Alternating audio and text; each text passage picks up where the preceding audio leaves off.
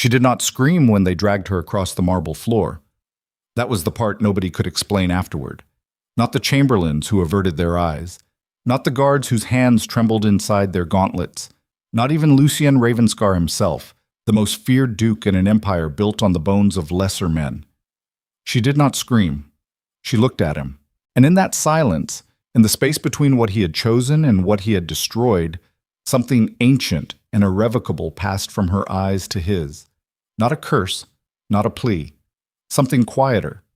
Something that would take him 5 years, the ruin of everything he loved, and one small boy's face to finally understand.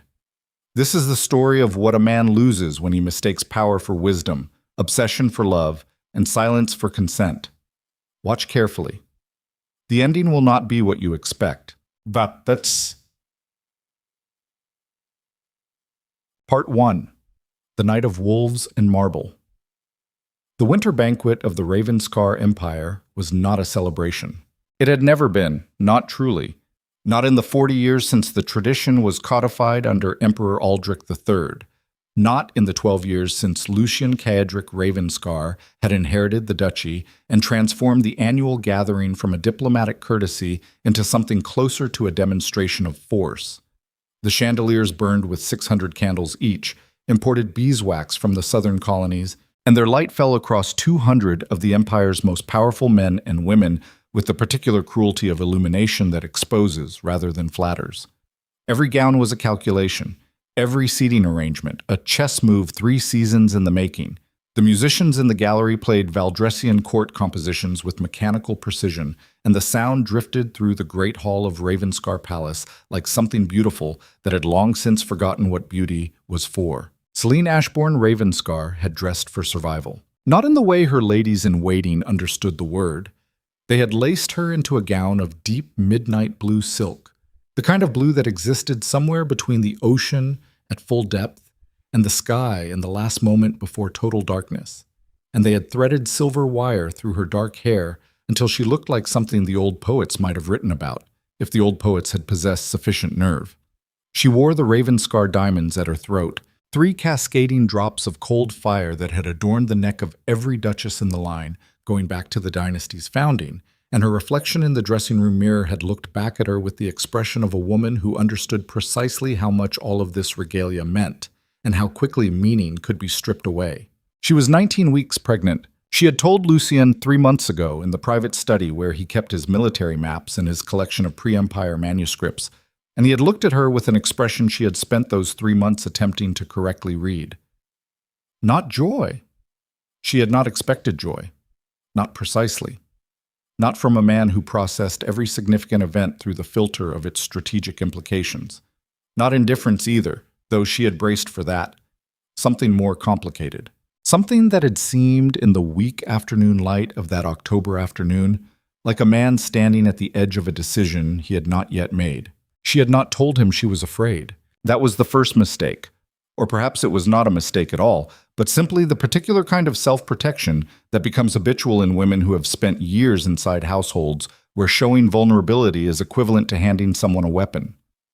Celine had learned that lesson early, in her father's house in the Ashbourne territories, where love was expressed primarily through expectation and disappointment, was a language everyone spoke fluently. She had carried that education into her marriage with the efficiency of someone who has never known anything different, and she had built around herself a composure so complete and so apparently effortless that even the women who hated her could not find a seam in it. Viviane Castrel could find seams. That was her particular gift. Celine had watched Viviane across the hall for the better part of an hour before the dinner service began, the way a soldier on unfamiliar ground watches the tree line. Not with panic, but with the focused attention of someone who knows that the next few hours will require every instrument of perception she possesses. Viviane moved through the gathering in a gown of pale gold that managed to suggest simultaneously the innocence of morning light and the calculated presentation of a woman who has spent years understanding what men respond to when their rational faculties are compromised by wine and pride and desire. She was 23 years old, and she laughed at the right moments and touched men's arms when she made her points, and had been the Duke's mistress for 14 months. 14 months. Celine knew the exact count because she was a woman who had always known the exact count. The way you know the depth of a wound, Not because you enjoy measuring it, but because accurate information is the only thing that keeps you from making fatal errors in your response. The dinner began at 8. By 9, the wine had done its work on the room. That particular transformation where 200 calculating people gradually become 200 people with slightly less capacity to conceal their calculations, which is a different thing from honesty, but is often mistaken for it. Lucien sat at the head of the high table and occupied the space the way he occupied every space he entered, completely. He was 34 years old, and he had the physical quality of a man who had spent his 20s in military campaigns and his early 30s learning to weaponize stillness. And the combination produced something that most people in his presence experienced as authority. So total, it registered in the body before it reached the mind. He had not looked at Celine once since the seating arrangements had placed her 6 chairs down on his left. She had noticed. She always noticed. And she had spent the soup course and most of the first remove constructing behind her composed expression, the precise nature of what his studied non-attention meant tonight specifically, because it was different from his ordinary variety of inattention, which was simply the inattention of a man consumed by empire and strategy and the 1,000 administrative demands of governing a duchy the size of a small country. This was pointed. This was the deliberate maintenance of a blind spot, which requires more energy than looking, and the energy expenditure told her something was coming. She did not know it would come as fast as it did. It was Councillor Marin Duval who initiated it. Marin, who was 60 years old and had served the court since before Lucien was born, and who understood political theater the way master carpenters understand load-bearing walls. She stood during the natural pause between the second and third removes, which was a mildly transgressive thing to do, and the room absorbed her standing with the attentive silence that gathers whenever someone does something slightly outside the established choreography. "Your Grace," Marin said, addressing Lucien with the particular formality that signals a performance about to begin, "I feel it is my duty, given the gravity of the matter, to raise before this assembled court a concern that has been brought to my attention by multiple witnesses of impeccable character." The musicians stopped. They were well trained enough to recognize a scene change. Celine set down her wineglass. She did it very carefully, with the controlled precision of someone who understands that every gesture is being observed and catalogued and will be reproduced in the stories people tell about this night for years afterward. The glass made no sound against the tablecloth. Her face remained what it always was, composed, somewhat cool, the face of a woman who has learned that being unreadable is a form of armor. But behind that face, something cold and very fast moved through her like the first water that seeps through a crack before the structure gives. She knew, not the specifics, not yet, not the particular shape of the accusation or the evidence they had assembled, or the way Viviane had spent the last 3 months building this moment with the patient, architectural care of someone constructing a trap that must hold under pressure. But she knew in the way that living things know when something fundamental has shifted, the way animals know weather before instruments detect it. The air in the room had changed, and the change was aimed at her. "There have been credible reports," Marin continued, and her voice was the voice of a woman reading a prepared statement while performing spontaneous concern, a combination that requires real skill, corroborated by testimony from Lady Harwick, Lord Fenner, and 3 members of the household staff, that the Duchess of Ravenscar has been engaging in the practice of forbidden sympathetic magic. Specifically, and here she paused, because the pause was part of it. The pause was where the audience's imagination was invited to produce horrors more vivid than anything she could offer. Specifically, magic directed against the person of Lady Viviane Castrel, resulting in documented illness, sustained migraines of supernatural origin, and what the court mage's preliminary assessment describes as evidence of a binding hex. The silence that followed was the specific silence of 200 people holding their breath simultaneously. Celine heard it like a physical sensation, the weight of that collective suspension pressing against her from every direction, and she understood in the same moment that the weight was not neutral. 200 people in a room will always, in the presence of an accusation, arrange themselves instinctively on a spectrum between belief and skepticism, and the arrangement is determined not by evidence, but by what each person in the room needs the truth to be. She looked down the table at the faces she had spent 2 years learning, the faces of the court she had married into, and she watched the arrangements happen in real time. Most of them needed it to be true. "That's a lie," She said it before she had decided to say it. That was the second mistake. Or perhaps, again, it was not a mistake, but simply the involuntary response of a body that has reached the absolute limit of sustained performance, the moment where the architecture of composure finally makes contact with something that cannot be composed around. Her voice was steady. That surprised her. It came out flat and hard and certain, without tremor, without the elevated pitch of panic, and it landed in the room like a stone dropped into still water. Every head turned, including Lucien's. He looked at her finally, and his face was the face she had dreaded seeing for 3 months, not the complex face of the man she had glimpsed occasionally in unguarded moments. The man who read pre-Empire manuscripts at midnight and sometimes stood at his study window watching weather with an expression she could never quite interpret. This face was the public face, the Duke's face, the face of a man who has already made his decision and is now simply executing the formality of appearing to consider it. "You will be given the opportunity to speak," he said, and his voice was the voice he used in military debriefings, controlled, impersonal, with the specific cadence of authority that admits no appeal. "I'm speaking now." She stood.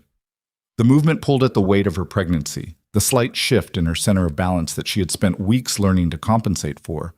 And she was aware of that, aware of the visibility of it, aware that the swell of her abdomen under the midnight blue silk was visible to every person in this room, and that visibility was simultaneously her greatest vulnerability and the only thing that should have mattered. She looked directly at Lucien. "I am speaking now, and I am telling you that every word of this accusation is fabricated. I have practiced no magic, forbidden or otherwise, against anyone in this court. I don't have the ability. My abilities are documented. They're on record with the court mages going back to our betrothal, and there is not a single mage in this empire who will certify that I have the range for sympathetic binding work. That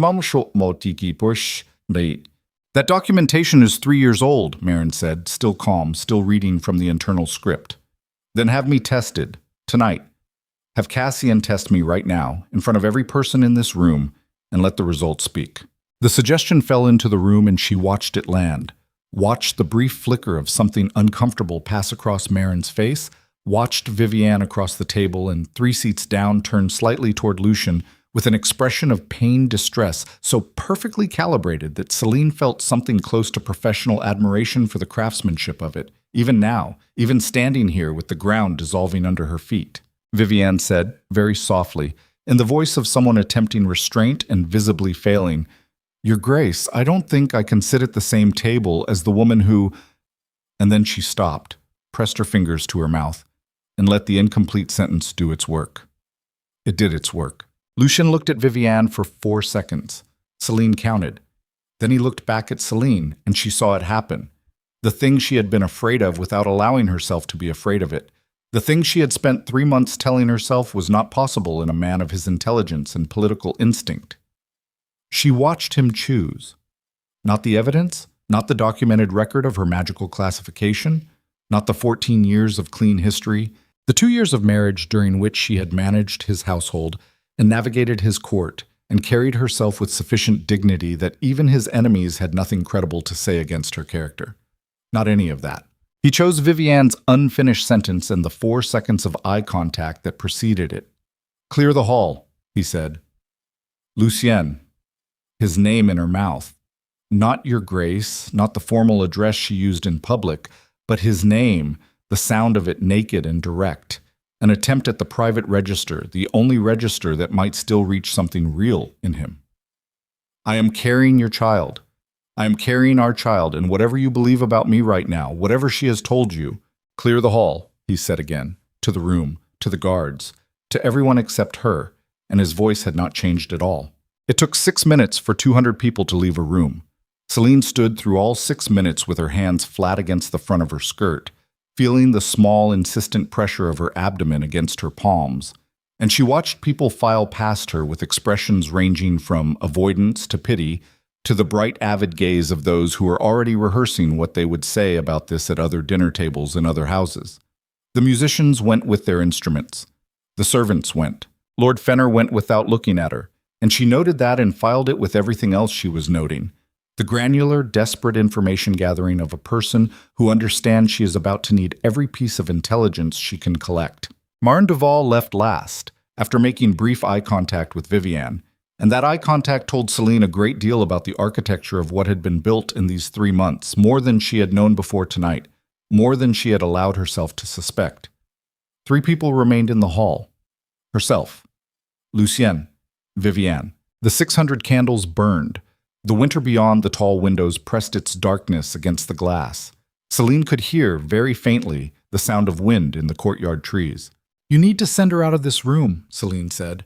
She kept her voice level. She was very good at keeping her voice level. "Whatever conversation we are about to have, it needs to happen without her present, because she is the source of every lie you've been told, and having her in the room while you decide what to do about those lies is—" "She stays," Lucian said. He had moved to the head of the table.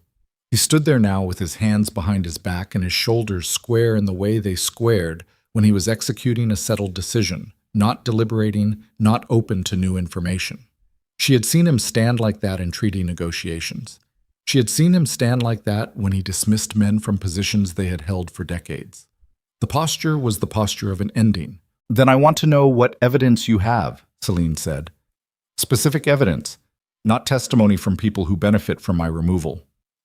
Physical evidence. What has Cassian found?" "Cassian has been excused from his duties pending review of his own conduct." The cold thing inside her moved again, faster. "On what grounds?" "On the grounds that his long-standing familiarity with you may have compromised his assessments." She looked at him for a long moment. "You removed the only court mage who would give you an honest reading before you held this hearing." "I convened no hearing. This is a conversation." "This is not a conversation." The level voice cracked slightly on the last word, not with emotion, but with the stress fracture of a structure bearing more weight than its design accommodates. And she heard the crack and registered it and continued because there was no longer any advantage to perfect composure. "Lucienne, you have not spoken to me privately in 6 weeks. You have not responded to my request for an audience. You have had me managed by your secretariat like a petition from a minor landowner, and now you have stood me up in front of your entire court, and you cursed her." His voice, for the first time, had something in it besides controlled authority. Something hot and immediate beneath the surface that the authority was barely containing. "You cursed her because she carries—" He stopped. The stop was more damning than anything he might have said. Celine heard it land between them and expand to fill the space. She said quietly, "Say it." His jaw tightened. "Say it," she said again. "She carries what, Lucienne?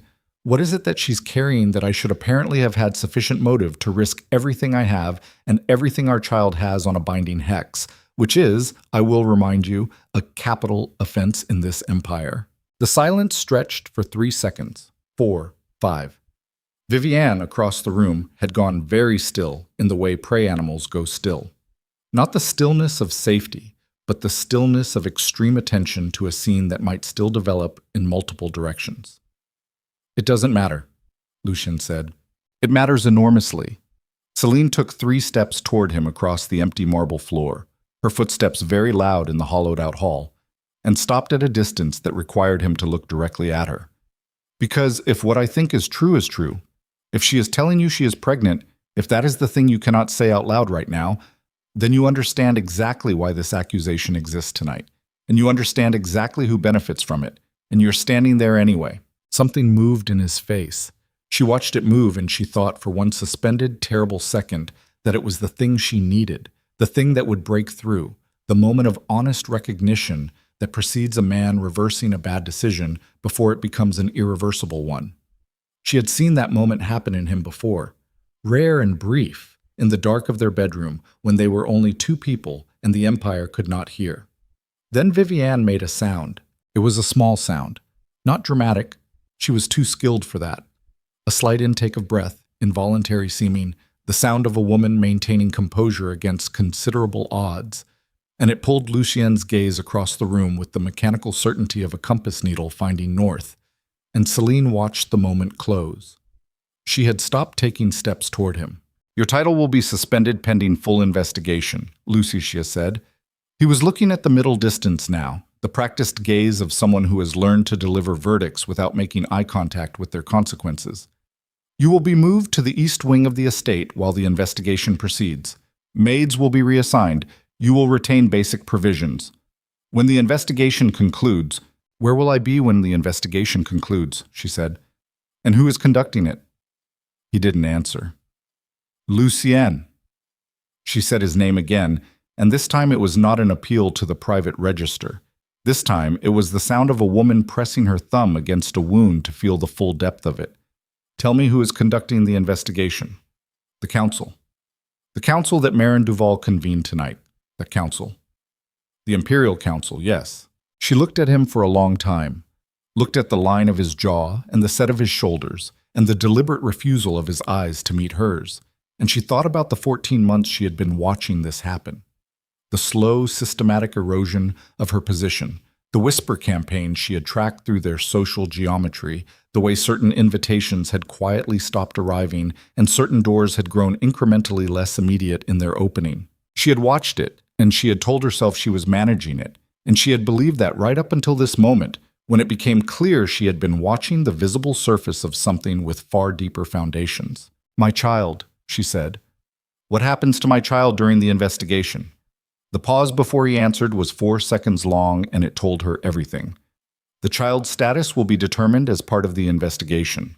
She breathed once, very slowly, feeling the weight of it settle over the room and over her body and over the child inside her body with the specific, suffocating weight of things that cannot be undone. The candles burned. The wind moved the trees in the dark courtyard. She stood in the ruins of a life she had spent 2 years building with insufficient information about the ground it was being built on. Then she said simply and clearly, and with no further inflection, "You will regret this." Not a curse, not a threat, just the statement of a woman who has arrived, through the instrument of absolute present moment clarity, at a fact.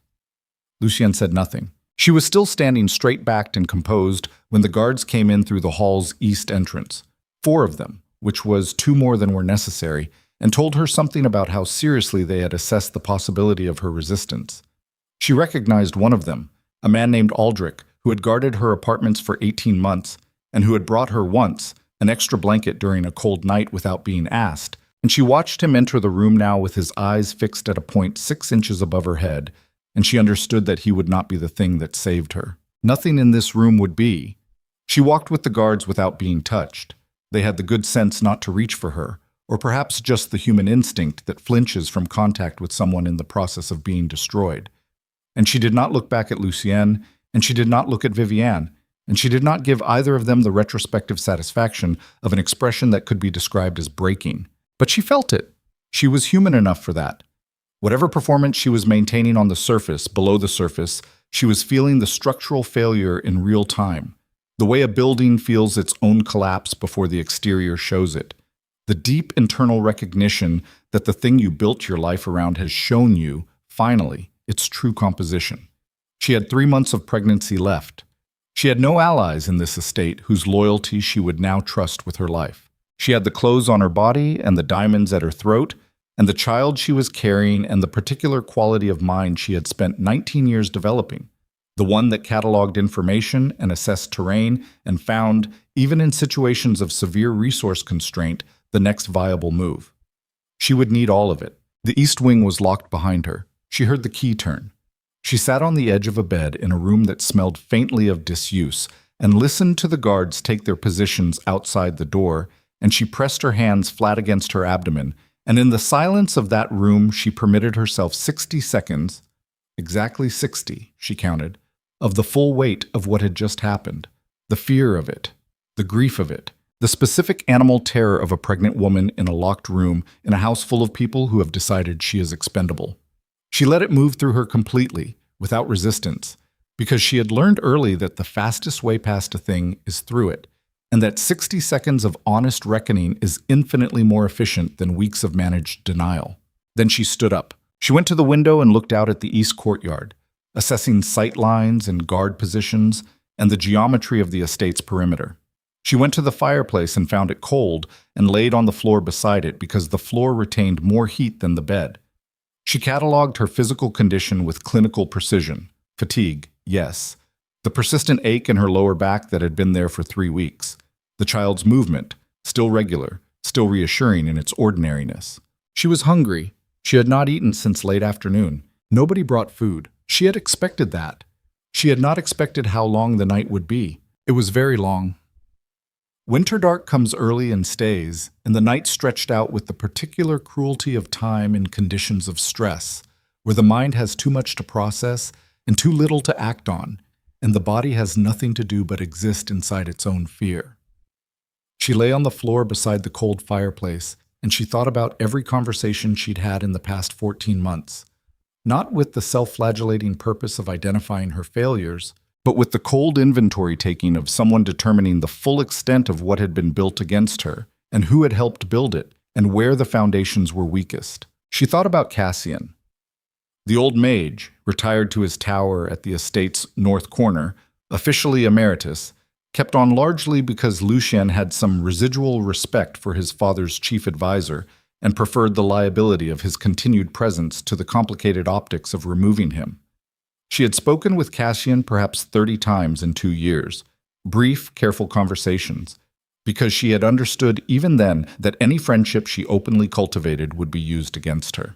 But she had listened to him carefully, those 30 conversations. She had noted things. She thought, if there is one person in this estate whose self-interest is not aligned with hers and Vivian's interests, it is a 70-year-old mage who has survived 4 ducal administrations by being more politically inconvenient to remove than to maintain, and who has spent that career developing the kind of professional expertise that makes lying to him about magical evidence essentially impossible. She thought, he knows. If he was removed before this hearing, it's because they knew he would say something that destroyed their case, which means they understand the evidence is fabricated, which means at least one person in this conspiracy is aware of the full shape of what they're doing. She thought, I need him to know I'm here. She did not sleep. Around 3 a.m, by the quality of the silence, she heard the first sound. A guard's footstep in the corridor, irregular, someone shifting weight during a long cold post. The sound told her there was one guard, not 2. The second had either been reassigned or had gone to find warmth. She filed that.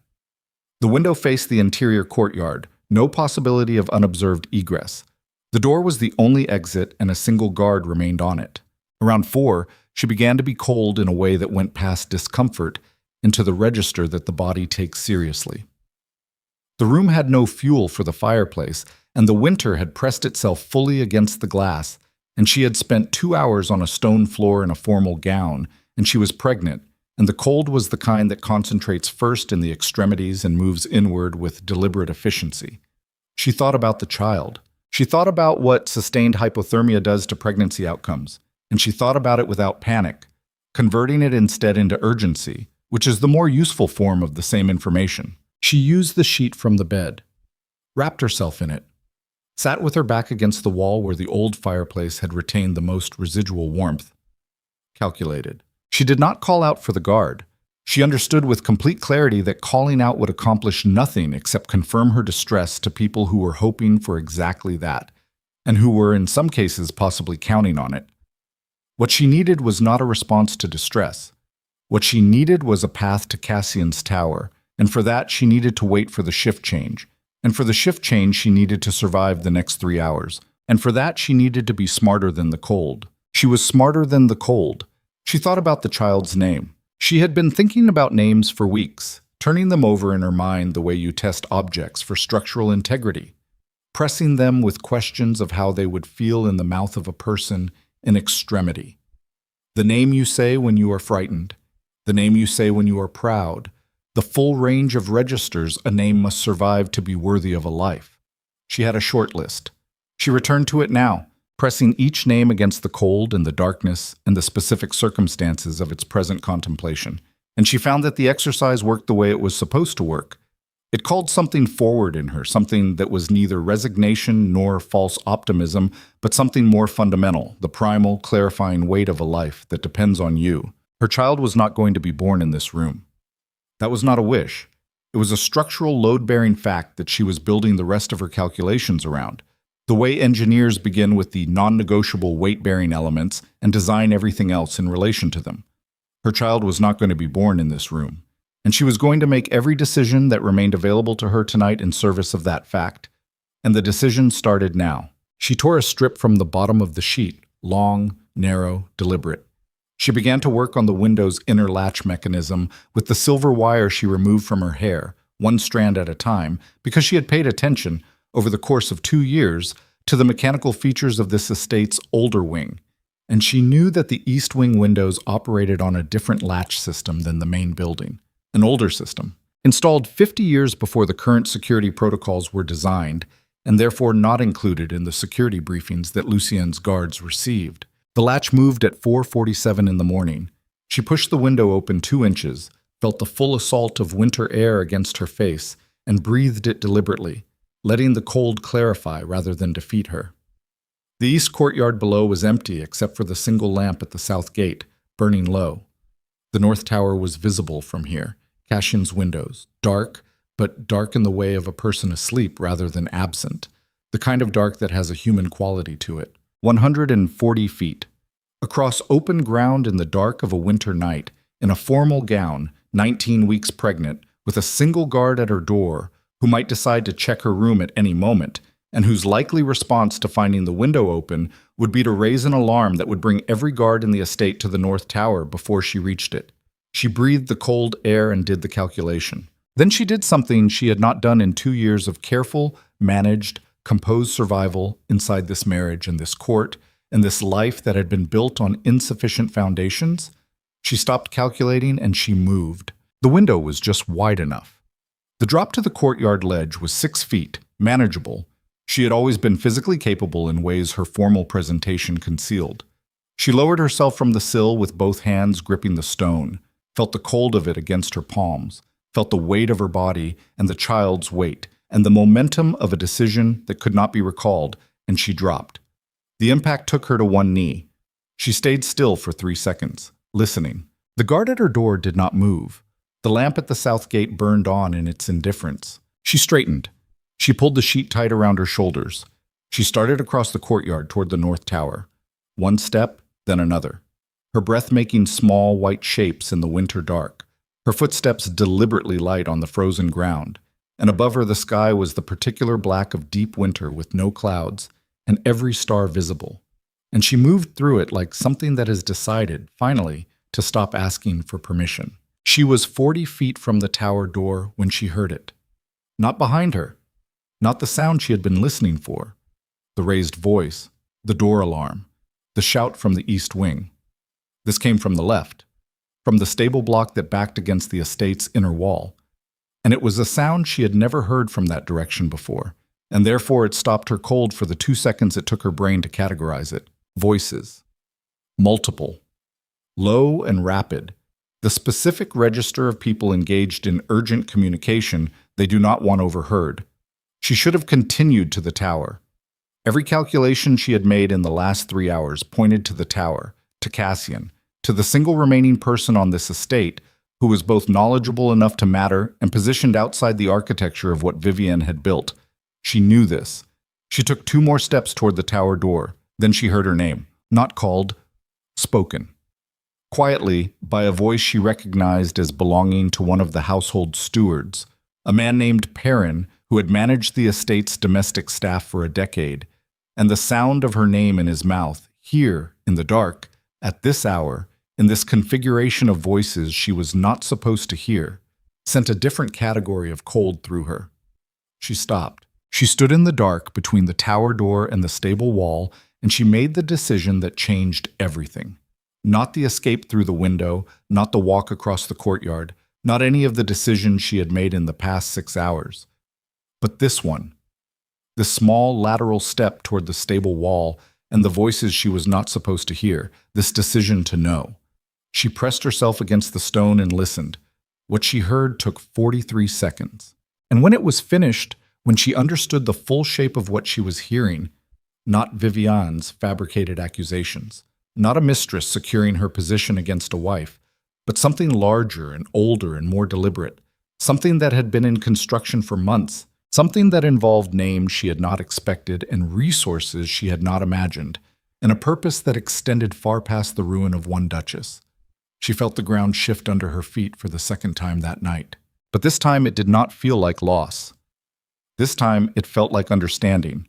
She was still standing against the stable wall, the cold eating through the sheet and the silk and the careful armor of a composed woman's face finally showing its cracks, when she heard the door at the top of the stable loft open and the light of a single lantern found her. And in the lantern's unsteady circle, an old man's face looked down at her. And then the old man descended the loft ladder with surprising speed for his years, and he said nothing at all for a long moment, only stood before her in the dark with the lantern held high, and his eyes moving across her face and down and back up, with the rapid, precise assessment of a man who has spent 50 years reading situations that other people have been trained not to see. Then Cassian said very quietly, "How much did you hear?" And she said, "Enough." He looked at her for 3 more seconds, then he looked at her abdomen, then back at her face. And something crossed his expression that she could not name. Not pity, she would not accept pity, she had never asked for pity in her life. But something adjacent to it, something that had more anger in it than she expected. "Then we don't have much time," he said. "What I'm about to tell you, you need to hear it before we move, because once we're moving there will be no time for it, and you'll need to know it to understand why you cannot come back. Not tonight. Not for a long time." She stared at him. "What are you talking about? Come back from where?" He set the lantern down on the ground between them. He looked old, she thought. Older than she had ever noticed him looking, though she had been looking at him carefully for 2 years. Old and very tired and carrying something heavy. "Lady Celine," he said, "the charges tonight were not about Vivienne." "I know that." "No," he said, gently but precisely. "You don't, not yet. What you heard against that wall, that was part of it. But there's more. And it goes higher than you think. And when I tell you, you're going to want to go back into that estate and set it on fire. And you cannot do that. Not tonight. Not with—" His eyes moved briefly down. "Not in your condition." She held very still, the cold pushed in from every direction. "Tell me," she said. He looked at her for a long moment in the lantern light.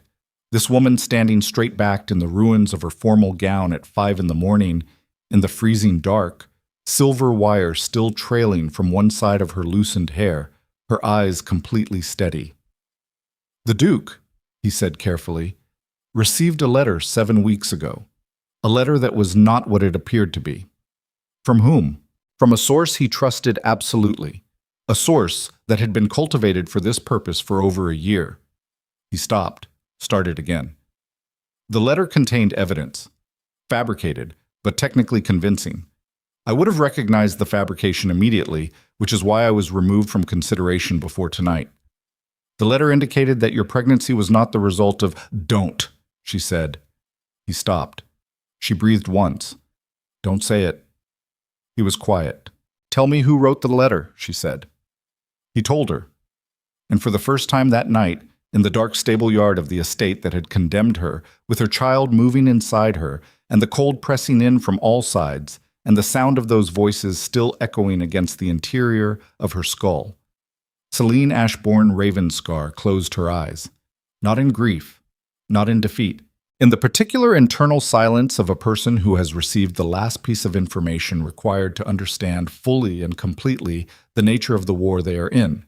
When she opened her eyes, something had changed in her face. Cassian saw it. He picked up the lantern. "We need to leave now," he said. "Yes," she said, and she followed him into the dark, away from the palace and the marble and the 600 candles and the husband who had stood at the head of his table and chosen silence while she was destroyed, away from everything she had been, away from the name she had been given and the title she had worn and the composed, careful, managed self she had built over 19 years as armor against a world that had never once, not once, made her feel safe without it. She walked into the dark. And the woman who walked into that dark was not the same woman who had stood in the hall 3 hours earlier, not entirely. Something had been burned away. Something else had taken its place. She would not know its name for 5 years. The Empire would know it before she did. What Cassian told her in the stable yard, the name he gave her, the origin of the letter, the full shape of the conspiracy that stretched from Vivian's ambition to a source none of them had suspected. That information does not vanish into the night with Celine. It begins, in that moment, to grow. The name Cassian gave her was Lord Edric Voss. She knew the name. That was the thing. She knew it immediately, without the lag of confusion or the cushion of disbelief, which told her something about where she already was by the time he said it. Edric Voss, Privy Councillor to the Imperial Court, third in the line of succession to the Imperial Administrative Chair, a man she had sat across from at dinner tables 12 times in 2 years, and who had always been courteous, always been measured, always offered her the particular variety of formal respect that functions as its own form of invisibility. She had noted him, filed him, never elevated him to threat status. That was the failure. Not the only one, but the one she stood with now, in the dark of the stable yard at 5 in the morning, feeling the full dimensions of it. "How long?" she said. "The cultivation of Vivian's position? At minimum, 22 months. Cassian held the lantern low, keeping the light off their faces. The letter was the culmination, not the beginning. Everything before it, the rumors, the social erosion, the timing of the pregnancy announcement, those were setup work. For what purpose? He looked at her steadily. The heir. She let that settle. Let it do its full work on her, the complete shape of it, because there was no advantage in receiving partial information, and she needed every dimension of this. The heir. Not Vivian's position, not even Lucien's political future. The heir of House Ravenscar, which was the second most powerful duchy in the empire, whose bloodline carried specific legal rights to the imperial succession in the event of a vacancy, whose military resources would become, in the right hands, the determining factor in any power contest that followed an imperial transition. Her child. He needed the Ravenscar heir to be born of the right mother, she said. Not a question. He needed the Ravenscar heir to be born of a mother he controls. Cassian's voice was flat and careful, the voice of a man delivering a technical briefing on something that has made him sick. Vivian's family is 3 generations deep in Voss's network. The child she's carrying, if she is in fact carrying one, which I believe she is, that child becomes the lever. The legitimate heir discredited or dead, the Duke's alliance redirected through Vivian to Voss. And in 18 months, when the imperial transition question becomes unavoidable, House Ravenscar moves in the direction Voss points it. Celine breathed once, long and deliberate, feeling the cold of it moving down into her chest, converting it into something she could use. Lucien doesn't know, she said. Lucien knows what he was given to know. That's not what I asked. Cassian was quiet for 2 seconds. No, he doesn't know. She looked at the tower door 20 feet away, looked at the estate wall beyond it, its height and composition visible even in the dark, because she had looked at it 100 times in ordinary circumstances and retained the information. She looked at the stable door behind her, the one she had pressed against while she listened to Perrin's voice, explaining logistics to someone she had not been able to identify. What was Perrin being told to do, she said. Another pause, shorter this time. Ensure that if the investigation proceeds without producing the outcome they need, which in practical terms means a miscarriage or a stillbirth, or a child born with insufficient documentation to support legitimacy, there are contingency measures in place. She held very still. Where do you need to go? Cassian said quietly. Right now, not eventually. Right now. She turned to look at him. He was watching her with the particular expression of an old man who has witnessed a great deal of suffering and has developed neither immunity to it nor the habit of looking away from it. She thought about what it cost him to still be here. Still in this estate, still nominally under the authority of a duke who had just removed him from his official position, still carrying information that, if shared with the wrong person, would make him substantially less than alive. He had come to the stable loft tonight on purpose, not accidentally, not because he happened to be sleepless and wandering. He had come here specifically with his lantern and opened that specific door at the specific moment she was standing below it. She said, "You knew I'd come through the courtyard."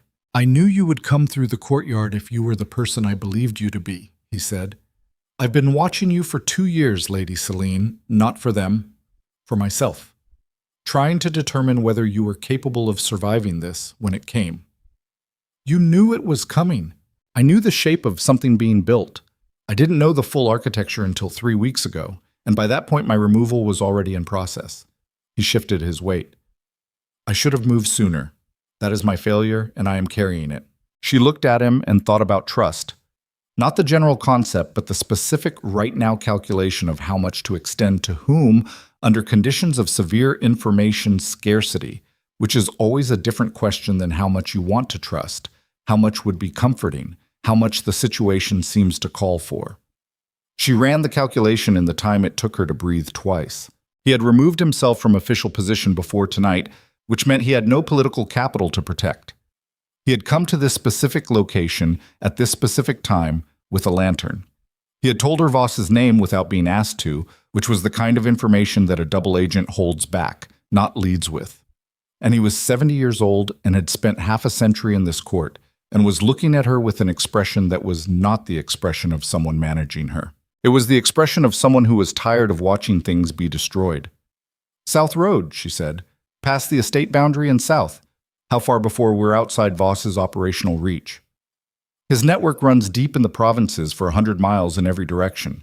The border territories are thinner, 30 hours of travel on the assumption that we go now and we don't stop. "You're coming. I am not useful to you dead, which is what I will be if I remain." He said it with the matter-of-fact quality of someone reporting weather conditions.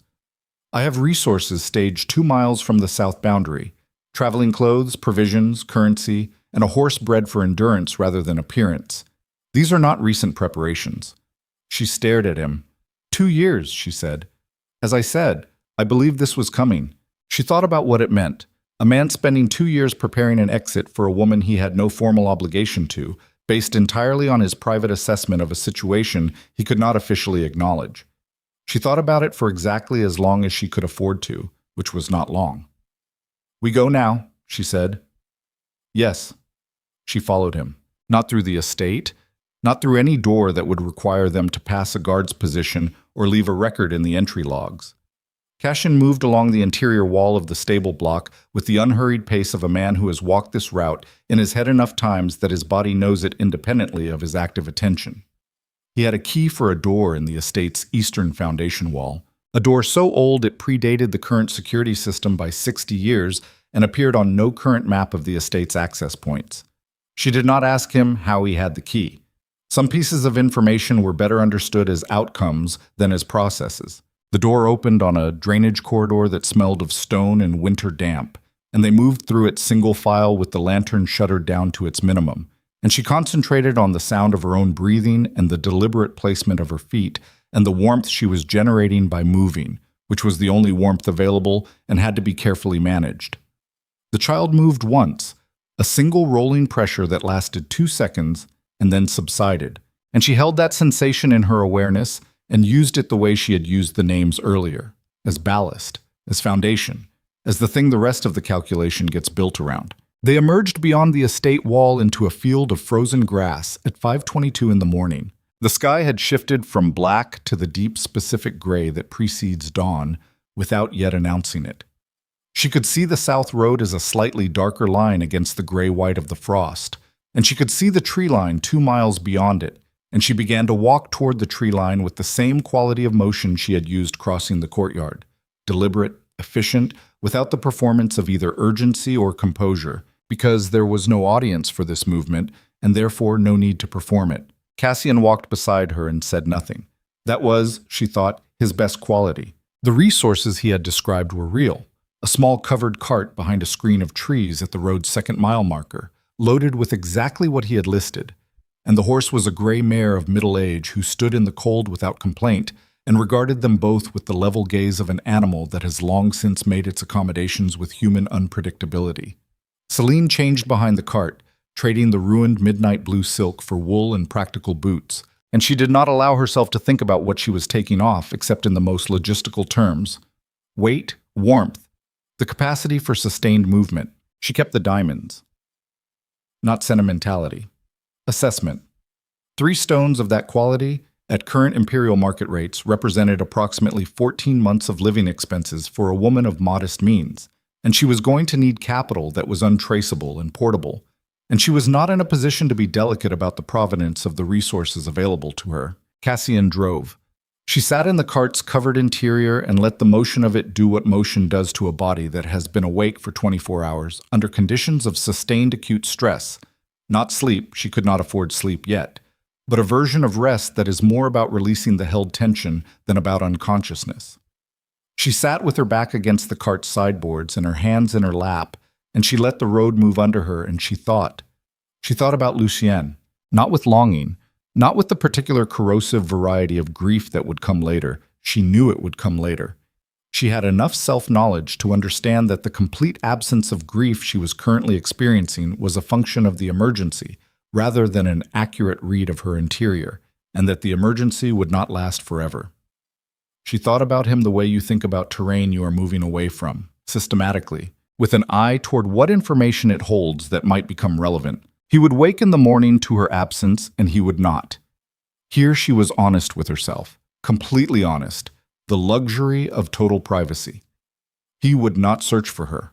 He would receive the report of her escape, and he would feel, under whatever surface response was socially required, something closer to relief than to loss.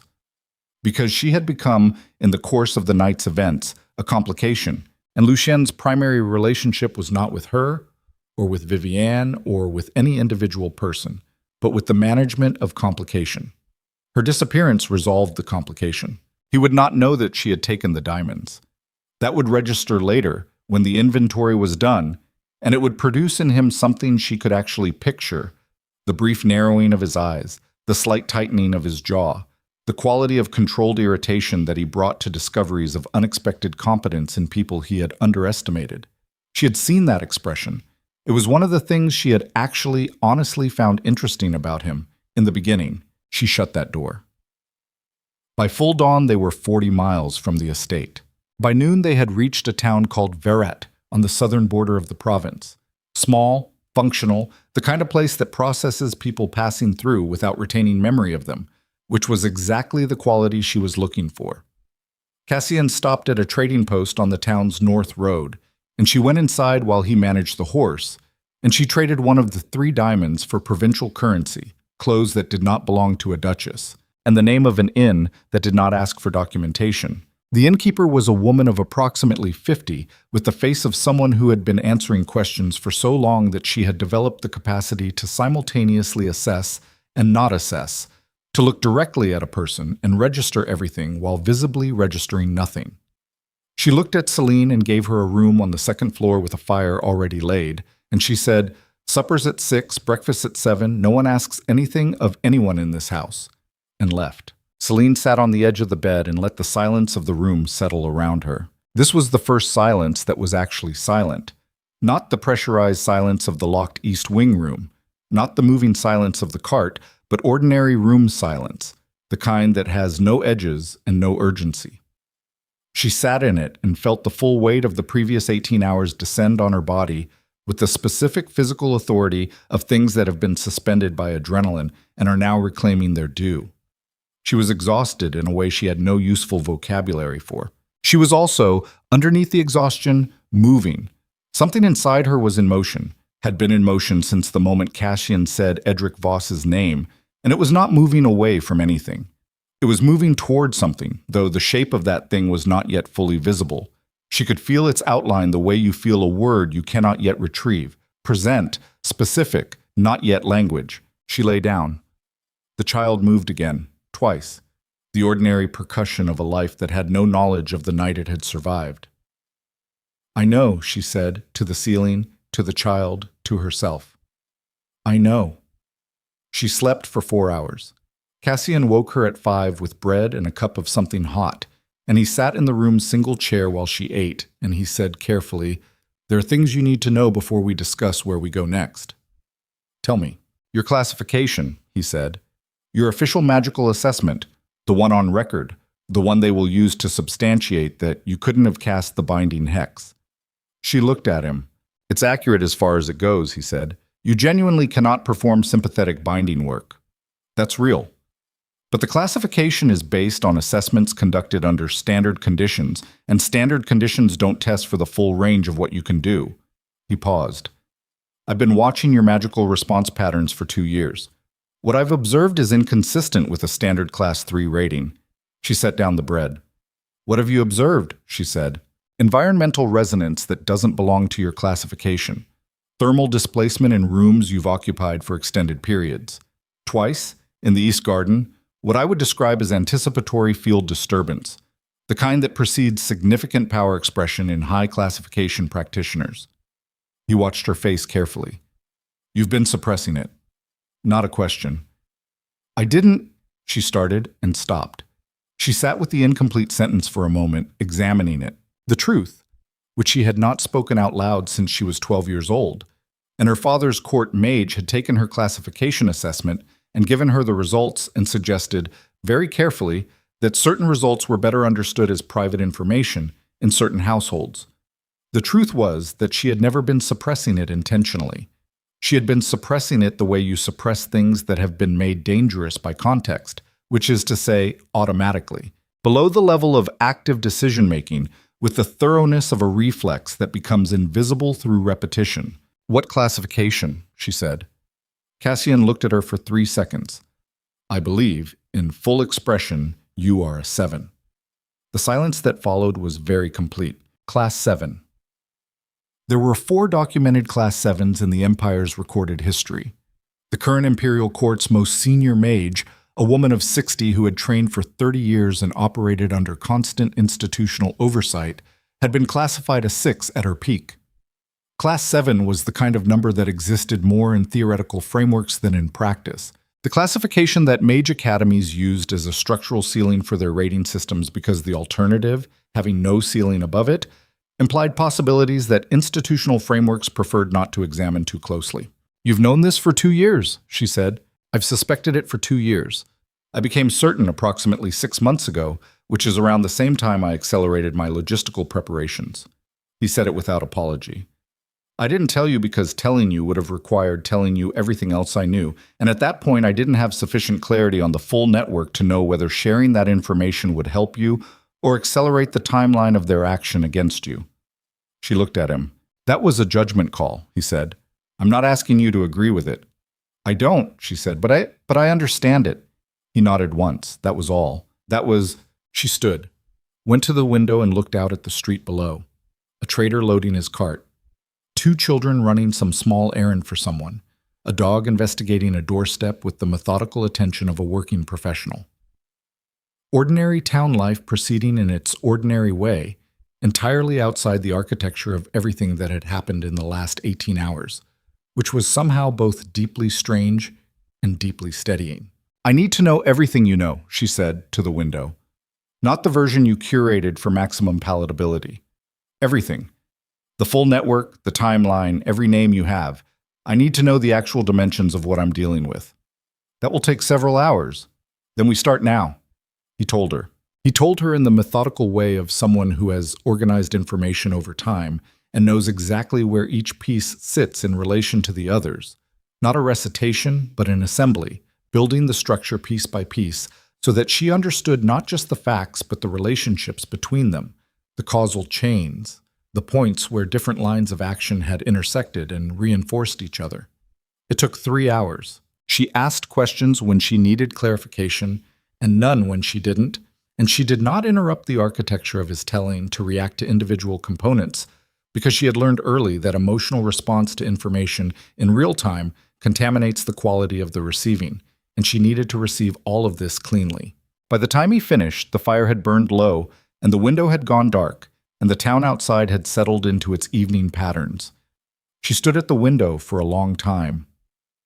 14 months, she said finally. They were building this for 14 months before she arrived at court. At minimum. And the letter to Lucien, the one questioning the child's paternity, that was Voss's direct work, not Vivian's. The fabrication required access to secure Imperial documentation archives and the ability to replicate 3 separate authentication seals. Vivian is capable of many things. She is not capable of that. But he used her name on it. Yes, she absorbed that, the completeness of it, the way Voss had built a structure in which Vivian was simultaneously his instrument and his insulation, positioned to absorb consequence if the plan unraveled while he remained architecturally invisible. The sophistication of it, The years of it, the patience that required. He underestimated one thing, she said. Cassian waited. He built a plan that required Lucien to make a specific choice, she said. And the choice Lucien made was exactly what he predicted. He read Lucien correctly. She paused. He did not account for the possibility that I would survive the night. No, Cassian said. He did not. She turned from the window. Then that's the asymmetry, she said. He knows everything I am on paper. He doesn't know what I am, in fact. She looked at Cassian directly. And he doesn't know that I know his name. Something shifted in the old man's expression. Not quite a smile.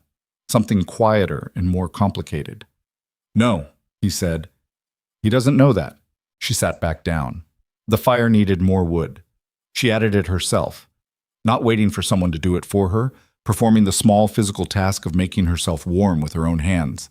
And she watched the flame take and thought about what comes next when everything you built has been taken from you, except the parts of yourself that were never anyone else's to take. What comes next, she thought, is that you find out what those parts are actually worth. I need to learn, she said, formally, systematically, everything that a Class 7 rating implies in terms of actual capability. I need to learn it in a context where no one is watching and no institutional framework is managing what I'm allowed to know about myself. She kept her eyes on the fire. How long does that take? Honestly, with your apparent natural aptitude and under proper instruction, 3 years for foundational mastery, another 2 for the kind of operational competence that holds under genuine pressure. 5 years. More or less. She thought about 5 years. The child inside her would be 5 years old. 5 was the age at which she remembered first understanding that the world operated by rules that nobody had written down for her, that the real structure of any room was different from its stated structure, and that surviving the gap between those two things was the primary skill. 5 years old, sitting on a window seat in her father's house, watching the way the adults moved around each other, starting the long education that had brought her here. Her child would start that education in 5 years. She intended to make sure the world they started it in was a different one. Where? She said. There is a settlement in the border territories, technically outside the Empire's administrative reach, practically outside anyone's reach. A community of practitioners who have been there for 40 years. The woman who runs it was a Class 5 instructor at the Valdres Academy before she decided she was tired of institutional limitations. Cassian's voice was careful. She is not easy. She will not make accommodations for your condition or your history or the shock of the recent past. She will expect you to begin immediately and to keep up. Good, Celine said. He looked at her. I don't need someone to make accommodations, she said. I've been making accommodations for other people's comfort my entire adult life. I need someone who will tell me the truth about what I'm capable of and then make me prove it. She met his eyes. Can she do that?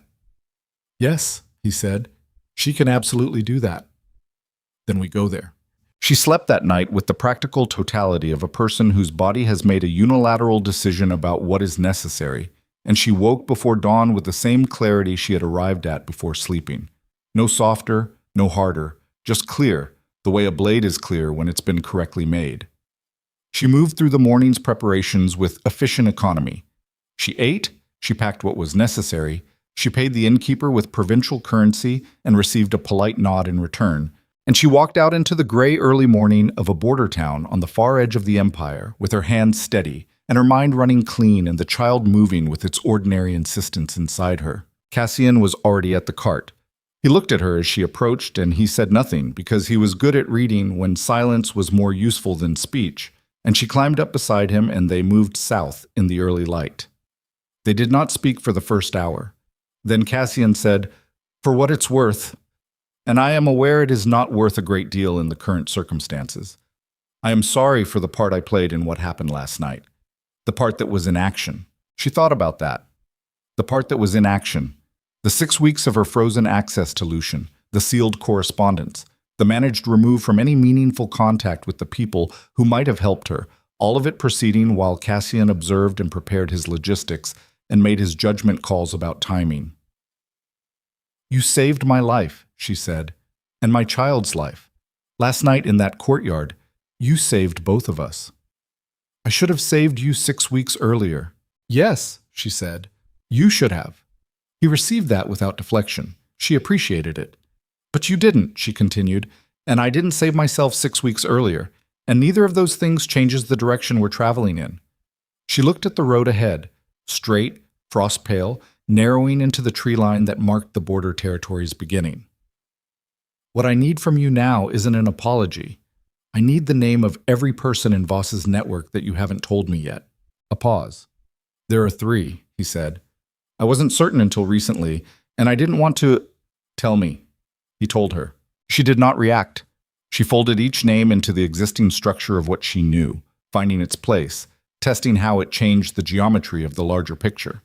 One of the names surprised her, genuinely surprised her, the cold, fast movement of actual surprise moving through her chest, because it was a name she had considered an ally, had spent 2 years treating as a safe point in an unsafe room. She sat with the surprise for approximately 4 seconds, and then she let it complete and filed it with everything else. All right, she said. You're not, he started. No, she said. I'm not. He was quiet for a moment. Then, most people, when they receive that kind of information about someone they trusted, most people haven't spent the last 12 hours recalibrating everything they thought they knew, she said. I'm past the part where individual betrayals produce individual reactions. I'm past that now. She kept her eyes on the road. I'm in a different part. He looked at her sidelong, this man who had spent 50 years in the courts of the powerful and had learned, over those 50 years, to read the particular qualities of people under pressure, the ones who collapse toward the pressure's center, and the ones who collapse away from it, and the rare ones, the statistically anomalous ones, who do something else entirely when the pressure arrives. He had believed she was one of the rare ones. He had staked 2 years of preparation on that belief. Looking at her now, he thought, I underestimated even that. They reached the border of the border territories at dusk, where the imperial road ended without ceremony. No gate, no marker, just the point where the maintained surface became unmaintained and the trees closed in on both sides with the comfortable indifference of things that do not require permission to exist. Cassian stopped the cart and consulted a paper map, and she watched the tree line and felt the shift in the air that happens at the edges of things. The particular atmospheric quality of a boundary being crossed. 2 more hours, Cassian said, if the path holds. It'll hold, she said. She didn't know how she knew that. She noted that she knew it. The path held. At full dark, on the far side of a hill that had no official name on any official map, there was light. Not a single light. A gathered light. The warm, specific light of a place where people live and have been living long enough that their fires have settled into rhythm. She could see roof lines, smoke, the movement of a person crossing between 2 buildings with a lantern. Cassian pulled the cart to a stop at the settlement's outer boundary, where a simple wooden gate stood closed. Not locked, just closed. The kind of gate that states intention rather than enforcing it. He looked at her. Once we go through, he said carefully, the story you tell here, the name you give, the history you offer, that's your decision. I'll follow whatever you decide.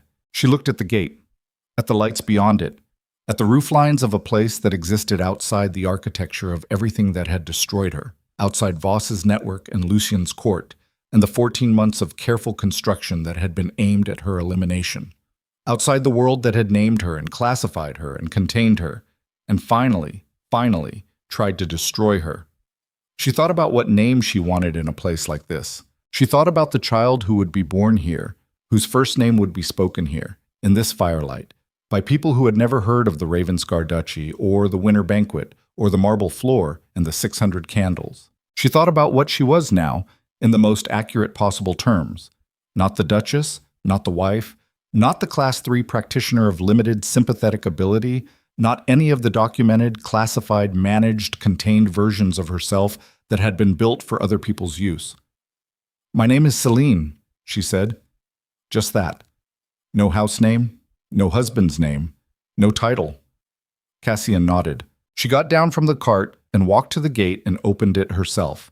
And she walked through into the firelight of a place that did not know her yet, carrying everything she was and everything that had been done to her and the child who would be born in 4 months and the 5 years ahead of her that she intended to use with a quality of purpose and precision that she had never been permitted to apply to anything before.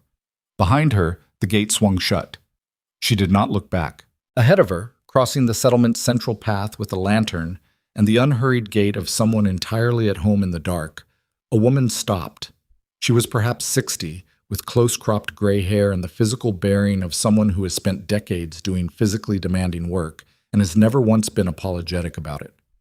She looked at Celine with a direct assessment that lasted approximately 3 seconds.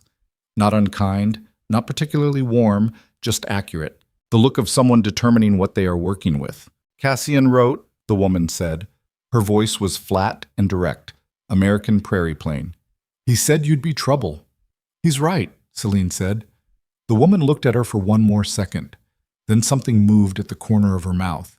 Not quite a smile, but a recognition of something that satisfied an internal criterion. Good, she said. We've got too many people here who aren't. Follow me. She turned and walked toward the firelight, and Celine followed her. And in that moment, in the simple physical act of following a woman toward a fire she had not known existed 24 hours ago, she felt the full force of what she was walking into. Not safety. Safety was not on offer here, and she was not looking for it. What was on offer was something harder and more durable. The chance to become, deliberately and without apology, the complete version of what she had always actually been. 5 years. The Empire still out there, Voss still building, Lucien still standing in the ruins of a decision he didn't fully understand yet. 5 years. She would be ready before then. She had taken 3 steps inside the settlement when she heard it. Behind her, back at the gate, a sound that should not have been possible. A sound that meant someone had followed them across 30 miles of border territory in the dark, on a path that appeared on no official map, and had done it without being seen or heard until this exact moment. She turned. At the gate, barely visible in the firelight's outer reach, a man stood with his hand on the wood and his breathing hard from effort and his eyes finding her in the dark with the specific quality of someone who has been moving toward a single fixed point for a very long time. She did not recognize the face, but she recognized the uniform. It was the private uniform of House Ravenscar, not the livery of a public guard, but the private seal worn by the Duke's personal intelligence staff, the men who moved in directions that never appeared in official reports. And its presence here, at this gate, on this night, meant something that her mind was already processing before the recognition was complete. Lucien had sent someone, not to retrieve her. She understood with immediate certainty that it was not retrieval. The posture was wrong. The single operative, rather than a team, was wrong. The exhaustion in the man's body that spoke of genuine personal urgency rather than professional execution was wrong for retrieval. He had sent someone to warn her. About what? She did not yet know. But the fact of it, the fact that within 12 hours of her escape, Lucien had dispatched someone to find her across 30 miles of unmarked territory with whatever information required this kind of urgency, meant that something had broken in the architecture of the night's events. Something had cracked open and shown him a piece of the truth, and the piece was bad enough that he had sent a man running after her in the dark. She stood in the firelight of her new life, 5 steps inside the gate she had just closed behind her, and she looked at the man who had come through it. She looked at him for a long time. Then she walked back to the gate. His name was Dorian Fell. She learned that in the first 30 seconds, before anything else, because names are the first instrument of assessment, and she had learned to collect them before impressions, before posture reading, before any of the other evaluative machinery she ran on strangers. He gave it without being asked, blurted it almost, in the specific way of someone whose operational training has been partially overridden by the physical urgency of what they've just done, which was run 30 miles in the dark to reach a gate that appeared on no official map. He was perhaps 25, lean in the way of someone who moves for a living rather than for fitness. The Ravenscar private seal on his chest was exactly what she had identified from across the yard, small, precisely placed at the left breast, the kind of detail that spoke of careful institutional pride rather than casual affiliation. His hands were steady despite the hard breathing. That was notable. "You need to come with me," he said. "No," she said. "I need you to tell me what you know. Here. Now." He looked past her at Cassian, who had come to stand slightly behind her left shoulder with the lantern, and then at the settlement beyond, the firelight and roof lines of a place that was visibly outside every institutional framework he had been trained to operate within. She watched him recalibrate, watched the professional assessment run its quick cycle, and arrive at the conclusion that the ground rules here were different from any ground rules he had prepared for. Good. Let him be off balance. Off balance people tell you more. Lord Voss moved tonight, Dorian said. He kept his voice low, which told her he'd assessed the settlement's proximity correctly. Inside the estate. After the situation was resolved, he came to the Duke with a secondary proposal. His people framed it as a legal clarification of the succession question, but what it actually was, he moved to have the child declared non-legitimate before the birth, she said. Dorian's mouth closed briefly. He had not expected her to complete that sentence. Yes. Which under imperial inheritance law would require documentation filed with the imperial court within 72 hours of the initial accusation, she continued. Which means the clock started last night at the banquet. Which means he has approximately 54 hours remaining to file before the legal window closes. A beat of silence. How do you know imperial succession law? He said. I read a great deal when people assume I am decorating a room. She looked at him directly. Keep going. He kept going. What he told her took 11 minutes, standing at the gate in the cold with Cassian's lantern throwing their shadows long across the frozen ground. The structure of it was consistent with everything Cassian had already given her. It confirmed rather than revised, which was either reassuring or a sign that Dorian's intelligence had been carefully curated before being handed to him, and she filed both possibilities with equal weight. The additional information was specific and operational. Voss had arrived at the estate with 2 imperial court representatives, which meant he had pre-positioned legal infrastructure before the banquet, which meant the banquet itself was not the plan's initiation, but its conclusion. The whole apparatus had been staged and ready. The banquet was simply the night they pulled the trigger. One piece was new. The Duke, she said, interrupting. You said he came to the Duke with a secondary proposal. What was Lucien's response? Dorian's eyes shifted slightly. Not away. He was too trained for the obvious tells, but a micro-movement at the corner of his left eye that spoke of something he was deciding how to deliver. He agreed to receive the proposal, Dorian said carefully. That's not what I asked. He agreed to review the documentation. Dorian, she said his name with the flat precision of someone who has no interest in the performance of patience. What did Lucien do? The young man's jaw tightened slightly. He dismissed his private staff from the room, all except Voss's 2 representatives, and then he asked for a pen. She heard it. She heard it the way you hear a door close in a house you thought you knew. Not loudly, not dramatically, just the clean terminal sound of a mechanism completing its function. She stood with it for 3 full seconds, feeling it do what it needed to do, moving through her with its full weight rather than trying to manage it into something smaller. He had agreed to the documentation. She had told herself, in the East Wing room, in the cart, on the road, that she had already recalibrated around the full reality of what Lucien had done and was capable of doing. She had believed that was true. She was discovering, standing here in the dark 30 miles from everything she had known, that there are levels of calibration and that the level she had reached was not the bottom. Lucien had agreed to declare their child illegitimate before it was born. In writing, all right, she said. Her voice was the same. She noticed that it was the same. No crack this time, no stress fracture. Something had already moved beyond the register where voice cracks. That's not all, Dorian said. She looked at him. The documentation Voss brought, the secondary filing, it included a provision, a legal provision for the management of the former Duchess in the event of her apprehension. He stopped. Say the word, she said. He said it. Elimination. The lantern flame moved in a brief crosswind and steadied. Signed, she said. Reviewed and countersigned. Yes. She looked at Cassian.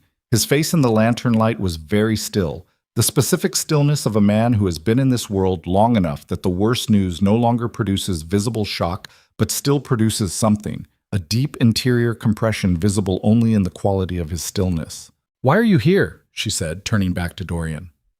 Flat, direct, the question beneath the question. You're his private intelligence staff. He signed a document authorizing my elimination. You should be on the other side of this gate doing the job, not standing here warning me. Dorian looked at her for a moment with an expression she could not fully categorize. Not guilt, Guilt implies a debt to the person being apologized to, and they owed each other nothing. Something more complicated, something that had a personal dimension she had not yet mapped. "He doesn't know I'm here," Dorian said. "He thinks I'm in the field on the Voss secondary briefing. I have approximately 6 hours before my absence becomes a liability." "That doesn't answer my question." "My mother was a practitioner," he said. "Class 2. She was condemned on a fabricated charge when I was 11. She did not survive the investigation." He kept his eyes level on hers. "I am very good at my job. I am also very good at knowing when my employer is being used to repeat a pattern that I have personal reasons to find unacceptable." She looked at him for a long time. Then she said, "What do you want in return?" He blinked. He had not expected that to be the next sentence. Most people, she thought, would have said something about gratitude or trust or the importance of what he'd just disclosed. She had asked him what he wanted, because everything costs something, and pretending it doesn't is how you end up with debts you didn't know you were accruing. "Nothing tonight," he said.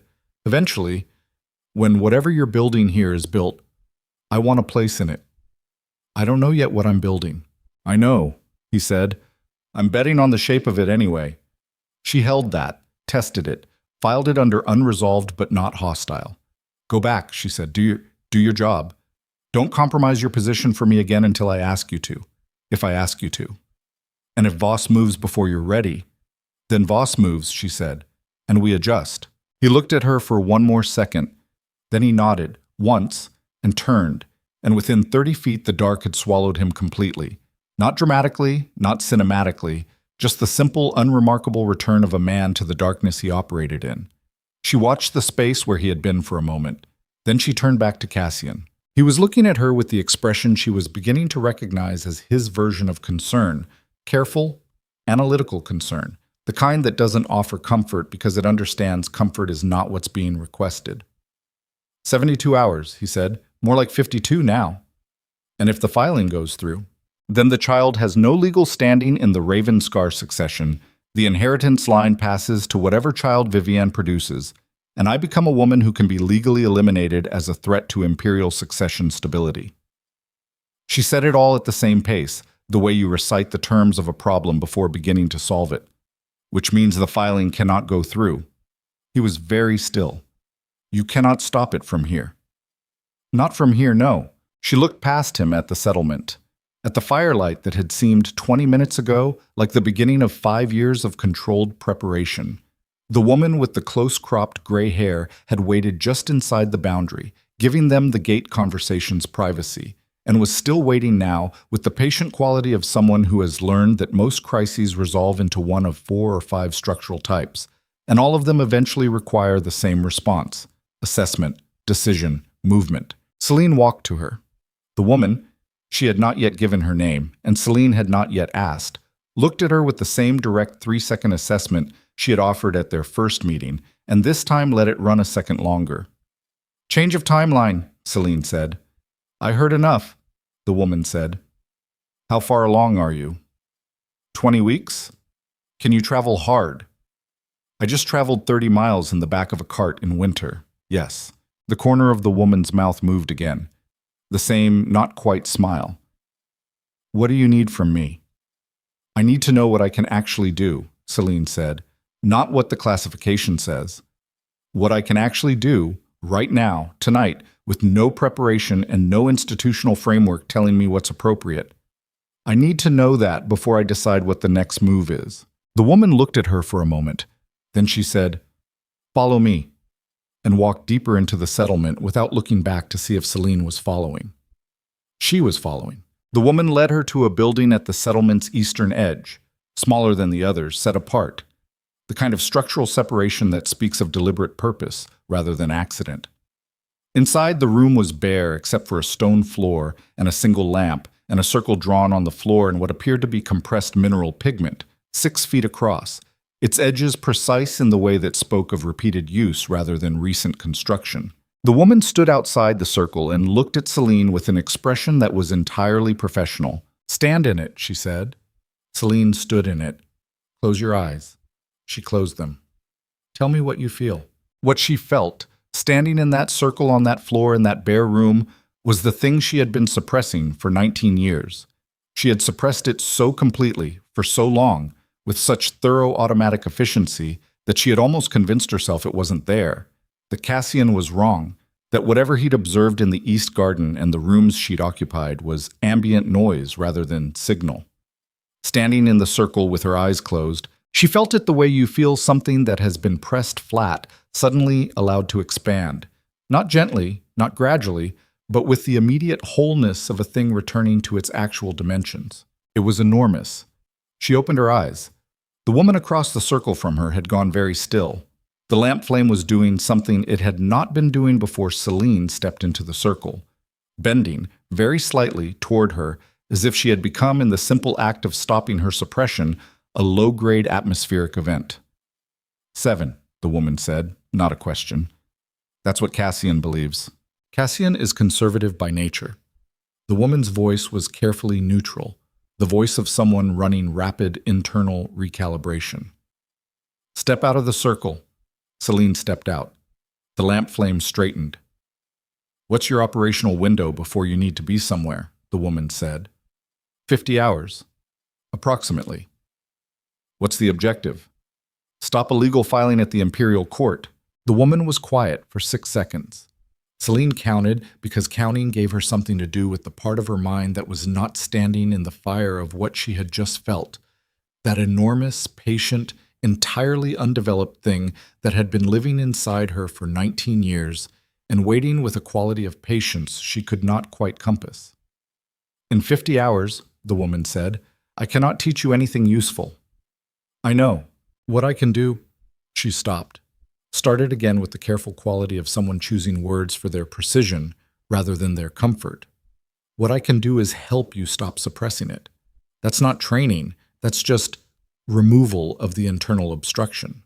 What happens after that is not something I can fully predict or control because a 7 who has been suppressed for 19 years and then released is not something I have direct experience with. Are you clear on that? I'm clear. You could hurt people. I could be eliminated by an Imperial Court order within 50 hours, Celine said, along with my child. I am clear on the risk calculus. The woman looked at her for a long moment in the lamplight. Your name, the woman said. Your actual name. Celine. I'm Mira, the woman said. And then she said, sit down on the floor. And she sat across from her. And the real work began. What happened in that room over the next 4 hours was not dramatic in the way that Celine had been unconsciously bracing for. Not the pyrotechnic rupture of a dam breaking. Not the sudden violent expression of 19 years of compressed potential. It was slower and stranger than that. More like surgery than explosion. Mira's hands and voice moving through careful, precise work, finding the places where suppression had become structure and dismantling those structures with the deliberate attention of someone who understands that the goal is not destruction, but reconfiguration. She felt it happening in layers. The outermost layer was the social suppression, the automatic flattening response she had developed in her father's house at 11 or 12, the one that kicked in whenever she felt the ambient potential in a room and sent it back down before it could register on anyone's instruments. That layer came apart relatively quickly, and she felt its absence as a kind of weightlessness, a strange lightening that was not comfortable exactly but was clarifying. The deeper layers were harder. There was one, somewhere in her mid-adolescence, that she associated physically with a specific memory. A room in her father's house. A conversation she had overheard, the moment she had understood that what she was needed to be made smaller if she was going to survive the people who surrounded it. She had done that. She had made it smaller with the thoroughness of someone who understands that the job needs to be done completely or not at all. And the thoroughness had worked so well that she had forgotten she'd done it. Mira found that layer at approximately the 2nd hour and looked at Celine across the room with an expression that was not pity and was not admiration. Something between them. Something that had more weight than either. You did this to yourself, Mira said. Deliberately. Yes. At what age? 14. A silence. That's not suppression. That's construction. You built a wall inside yourself, and then you lived inside it for 5 years, and then you married someone and moved into a new building, and you never went back for it. No. Why? Celine looked at the floor between them. The bare stone of it, gray-brown in the lamplight, ordinary and specific and real. Because by the time I understood what I'd built, I understood also that dismantling it alone would be, I didn't know what it would be. And I didn't have anyone I trusted to help me find out. Mira was quiet for a moment. You have someone now. I appear to, Celine said. The third hour was the hardest. She would not, afterward, describe it to anyone in detail, partly because the detail was not easily languaged, and partly because it was hers. The specific private interior event of a woman dismantling the architecture of her own containment and feeling underneath it the thing she had contained. It was not violent. It was not peaceful. It was the exact sensation of becoming, in real time, larger than you have been allowed to be, which is one of the most disorienting experiences available to a human body. She cried once, briefly, not from grief, from the simple physiological response to an internal pressure gradient resolving, the way eyes water in strong wind. Mira handed her water and said nothing. By the fourth hour, she was sitting in the lamplight feeling the full dimensions of something she had no name for yet, something that ran through her like a second circulatory system she hadn't known she had. And Mira was watching her with the carefully maintained neutral expression of a professional who has witnessed unexpected things and is choosing, for now, to observe rather than interpret. Can you manage it? Mira said. I don't know yet. Can you keep from burning down my settlement? Celine looked at the lamp, looked at the flame. Thought about the lamp with the same quality of attention she brought to anything she needed to understand, and she felt the flame respond to that attention. Not dramatically, just a slight directional lean, a tropism, something acknowledging something. Yes, she said. Then you can travel. Mira stood. You leave in 2 hours. Sleep in the interval. Your body needs it whether you think it does or not, and a 7 operating on exhaustion is a liability to herself and everyone in her vicinity. Celine slept. 2 hours, flat and total, on a bedroll in the corner of the room, and when she woke, the settlement was in the deep quiet of late night, and the lamp had burned low, and Cassian was sitting against the opposite wall with his own eyes closed and his breathing even and slow. She lay still for a moment and took inventory of herself the way she had been taking inventory since the East Wing room. Methodical, clinical, starting with the physical and moving inward. Physical. Tired but functional. The child. Present, moving, the ordinary percussion continuing undisturbed, which she noted with the specific quality of gratitude she allowed herself and then moved past. Interior. Different. The difference was not dramatic from the outside, she suspected, but from the inside it was the difference between a room with one small window and a room with a wall removed. She could feel the estate from here. Not specifically, not Lucien's heartbeat or Vivian's scheming or the particular temperature of the room where Voss's representatives had laid their documentation on a desk. But she could feel the empire the way you feel weather when you have lived under the same sky long enough. Its weight, its pressure systems, the particular atmospheric quality of concentrated power, and the people who gathered around it. She could feel Voss, not his physical location. Something harder to name than that. The shape of what he had built, the patience of it, the years of careful architectural work, the satisfaction of a man who had designed a machine and watched it perform exactly as designed.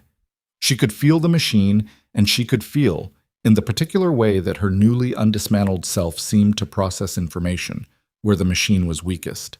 She sat up. Cassian opened his eyes. He had not been sleeping. I can feel it, she said. He looked at her carefully. What specifically? Where Voss is vulnerable. In the filing, there's a vulnerability in the filing process that I couldn't have identified yesterday, but I can identify now.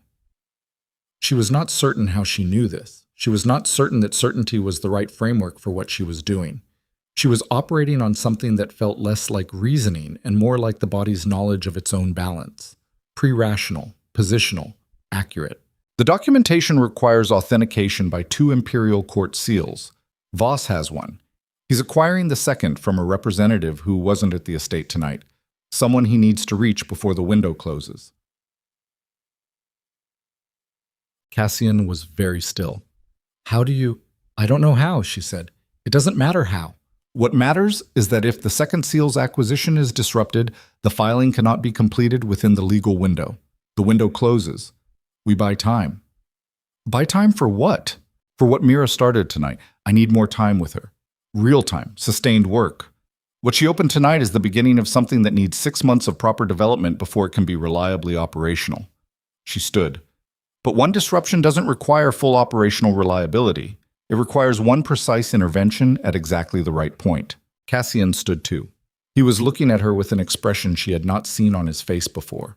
Not the familiar careful assessment, not the analytical concern. Something older.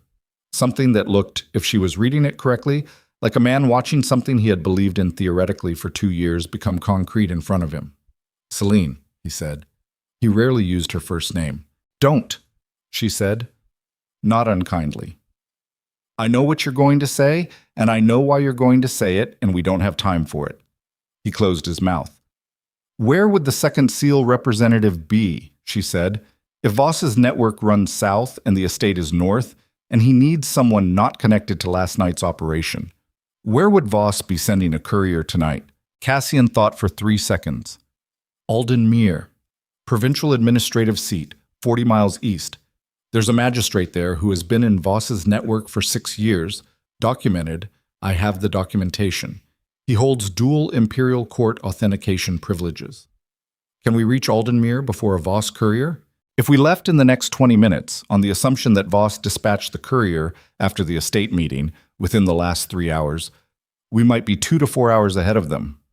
Then we're leaving in 20 minutes, she said. Mira was waiting at the settlement's boundary when they brought the cart around. The gray mare stood in the cold with her characteristic equanimity, and Mira stood beside the gate with her arms folded and her face in the dark, expressing something that was not quite approval and was not quite warning, but contained elements of both. You're not ready for this, Mira said. I know. A Class 7 in the first hour's post-suppression release is unpredictable at levels that... I know, Celine said again.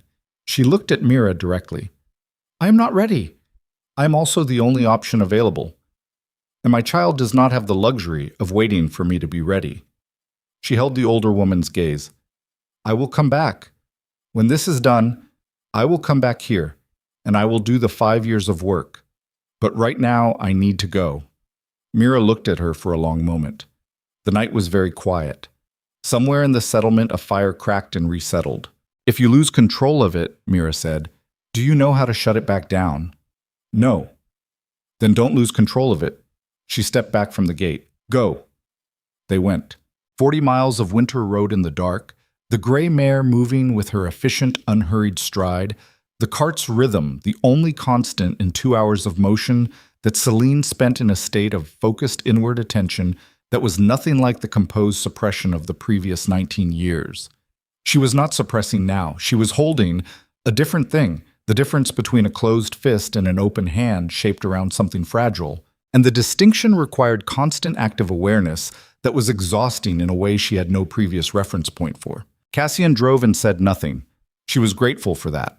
Aldenmere materialized out of the dark around the 40-mile mark, larger than Verret, a proper provincial seat with a main road and administrative buildings and the particular density of a place that has existed long enough to have accumulated layers of purpose. They came in from the western approach at 3 in the morning, when the town was as quiet as it got, which was not entirely quiet. A provincial administrative seat has night workers, couriers, people whose business does not acknowledge the hour. The magistrate's office was on the main road, identifiable by the imperial seal above the door and the lamp burning in the ground floor window, which indicated either a night clerk or someone working late, or both. Celine got down from the cart. You need to wait here, she said to Cassian. He started to object, and she held up one hand, not dramatically, just the flat gesture of someone who has made a decision and is indicating that the decision is not a discussion. He waited. She crossed the road to the magistrate's office and pushed open the door. The man inside was not a night clerk. He was perhaps 55, with the specific physical quality of a man who has spent 3 decades in administrative work, slightly thickened through the middle, precise in his movements, with the habitual, alert watchfulness of someone who processes people across a desk for a living and has learned to assess them quickly. He looked up from his papers when she entered and gave her the look. The woman alone at 3 in the morning look, the rapid triage of category and response. She gave him no time to complete the triage. Magistrate Holt, she said. She had gotten the name from cash-in on the road. My name is Celine Ravenscar. I am the Duchess of House Ravenscar. I am here to inform you that the documentation you are scheduled to authenticate within the next several hours has been obtained through the use of fabricated imperial records, directed by Lord Edric Voss, using illegal sympathetic binding magic provided by Vivienne Castrel. The authentication you provide will make you party to a succession fraud currently being investigated by the Imperial Intelligence Service. She was not certain whether the Imperial Intelligence Service was in fact investigating. It was, at this moment, an operational statement rather than a factual one. Holt stared at her. His face did what faces do when they receive information that requires rapid internal restructuring. A very brief, very complete blankness. The expression of a system rebooting. Then the restructuring completed, and she watched him arrive at a position that was neither belief nor disbelief, but something more dangerous. Calculation. I don't know what you're referring to, he said. You do, she said. And you know what the penalty for succession fraud carries under imperial law. You also know that Lord Voss has been managing your exposure for 6 years, which means he is the only person currently standing between you and that penalty, which means your loyalty to him tonight is not optional from your perspective. She sat down across from him without being invited to. She kept her hands flat on the desk, palms down, fingers relaxed. She was holding the thing inside her the way Mira had shown her, present, shaped, contained by active attention rather than suppression. She could feel Holt's fear of her across the desk like a temperature differential, and she did not use it, did not press against it, just held it in her awareness as information.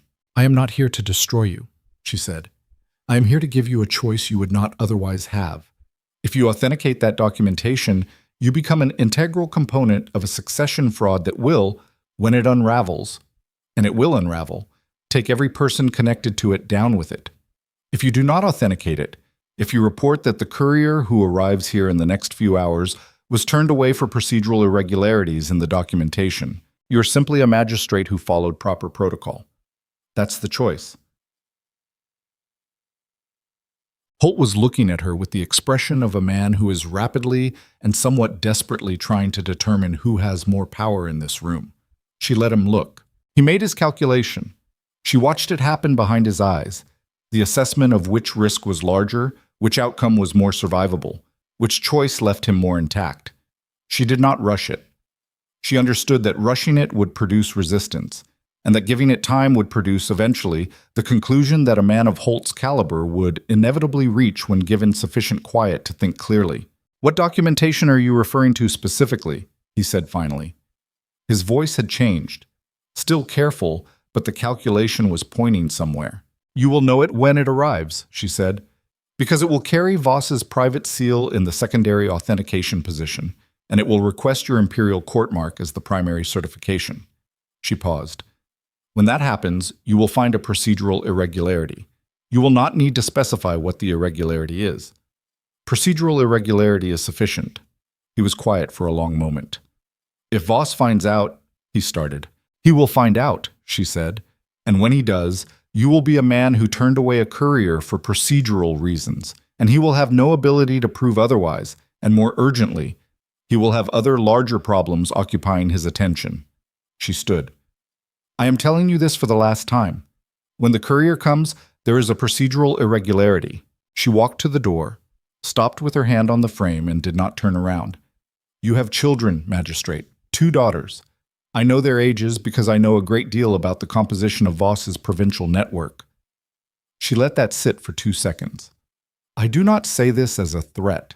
I say it because a man with daughters understands something about what it costs when institutional power is pointed at a woman who has committed no crime except existing in inconvenient proximity to something someone else wants. You understand that. Act accordingly. She walked out. The cold hit her as she crossed the road back to the cart, and she stood beside it for a moment, breathing the cold air and feeling the thing inside her still held, still shaped, still hers. Her hands were not shaking. She noted that they were not shaking. Cassian looked at her. Well, he'll turn the courier away, she said. You're certain? I'm certain enough to act on it. He looked at her for a moment with the old familiar analytical attention. You were in there for 6 minutes. Yes. What did you... He stopped, started differently. What happened in there? She thought about how to describe it.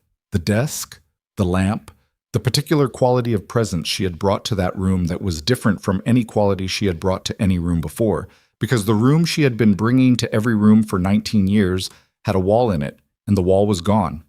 And the full dimensions of what she was had been present in that office in a way that Magistrate Holt had felt, she was certain, the way you feel weather, not as threat, not as performance, just as atmospheric fact. I told him the truth, she said, with everything I had.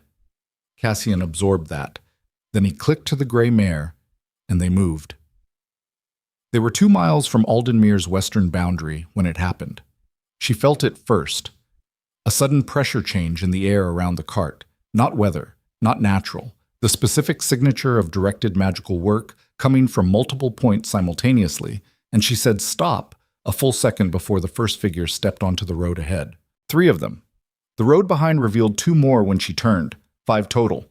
In the plain clothing of travelers, but their positioning was not the positioning of travelers. It was the positioning of people who have been taught to manage an extraction efficiently, who know where the optimal standing points are relative to a vehicle on a narrow road, who have done this before. Not Voss's personal people. The quality was wrong. These were contracted.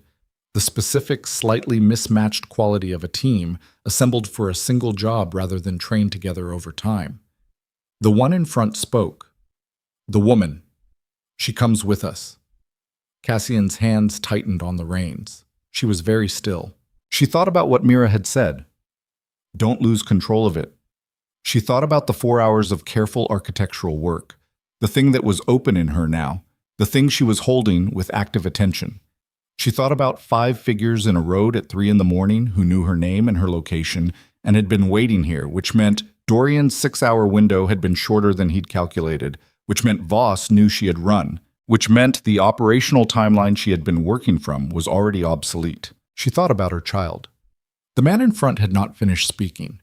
He was saying something about the Duke's authority and the documentation and the legal mandate, and she heard the words the way you hear background noise when the foreground has your complete attention, present, registered, assigned their appropriate weight. The appropriate weight was very low. She got down from the cart.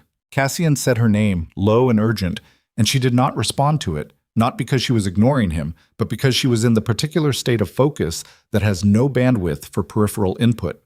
She stepped into the road between the cart and the man in front, and she looked at him with the full and complete and unwalled attention of the thing she had always been and had been told to make smaller.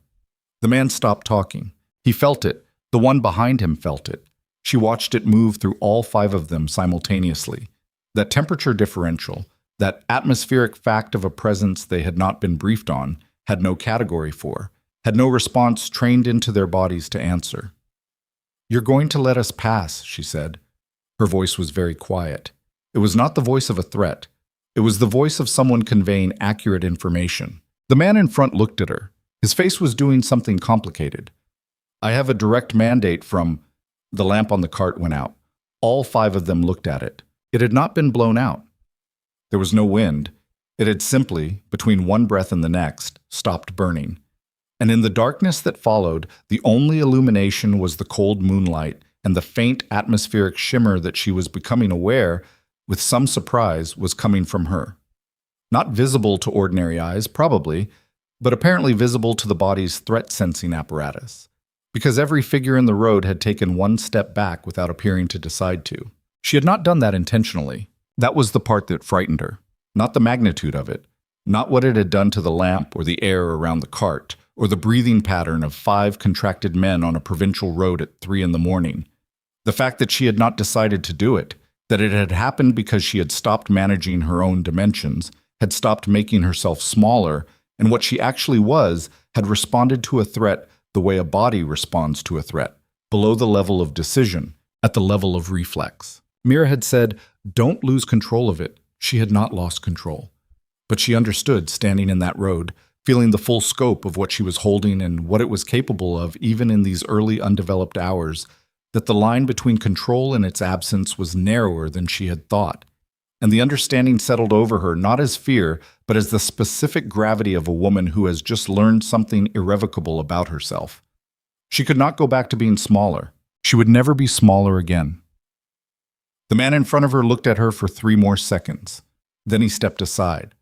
She walked back to the cart and got in, and Cassian started the mare moving, and she did not look at any of the 5 figures as they passed them, and nobody spoke. And behind them the road was very quiet. At the first mile past Aldenmuir's boundary, Cassian said, in a voice that was almost steady, "What was that?" "The beginning," she said. She did not mean it as a comfort. She meant it as a fact.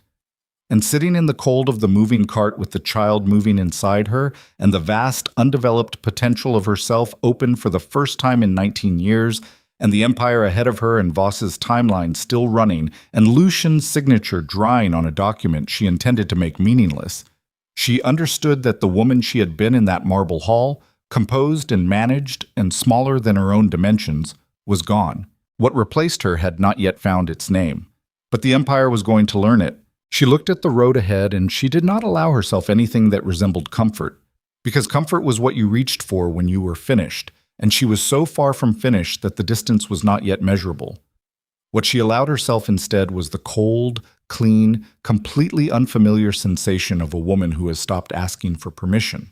Not because she stopped needing things, not because she stopped being afraid, but because she finally understood that the permission was never coming, and she had run out of time to wait for it. The filing window closed at dawn on the 3rd day. She knew the exact hour because Cassian had calculated it from imperial succession law with the precision of a man who understood that when the margin between survival and ruin is measured in minutes, approximation is a luxury you cannot afford.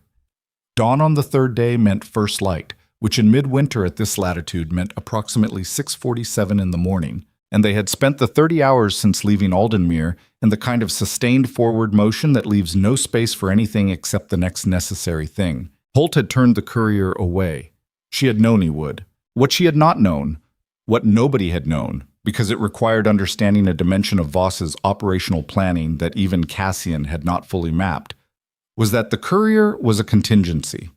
Voss had not sent one seal bearer. He had sent 3 to 3 different magistrates on 3 different roads, because a man who had spent 20 years building an empire of influence within an empire of power had learned that redundancy is not paranoia, but arithmetic. Dorian found them at dawn on the 2nd day, on the road that had no name between the border territories and the provincial capital. He looked like he had not slept. He looked like sleep had not been an available option since he left the settlement gate 2 days earlier, and the quality of his exhaustion was the specific quality of someone running on something purer and more corrosive than adrenaline. The fuel of a man who has committed to a direction and is burning everything he has to maintain the speed it requires. He told them about the 3 couriers in approximately 90 seconds. She listened without interrupting. Then she said, "Where are the other 2? "One is already turned back. A magistrate named Ferris in the North Provincial Circuit, who apparently has his own unresolved grievances with Voss and needed no persuasion. The 3rd," he stopped, breathed. "The 3rd is already at the capital." The capital. She sat with that for exactly 2 seconds. How long ago? 6 hours, maybe 7. 6 hours ahead of them, on the road to the imperial capital, a courier was carrying documentation that would, when authenticated by the right seal bearer inside the capital's administrative quarter, finalize the legal elimination of her child's existence as a Ravenscar heir. The capital was 9 hours from their current position under optimal conditions.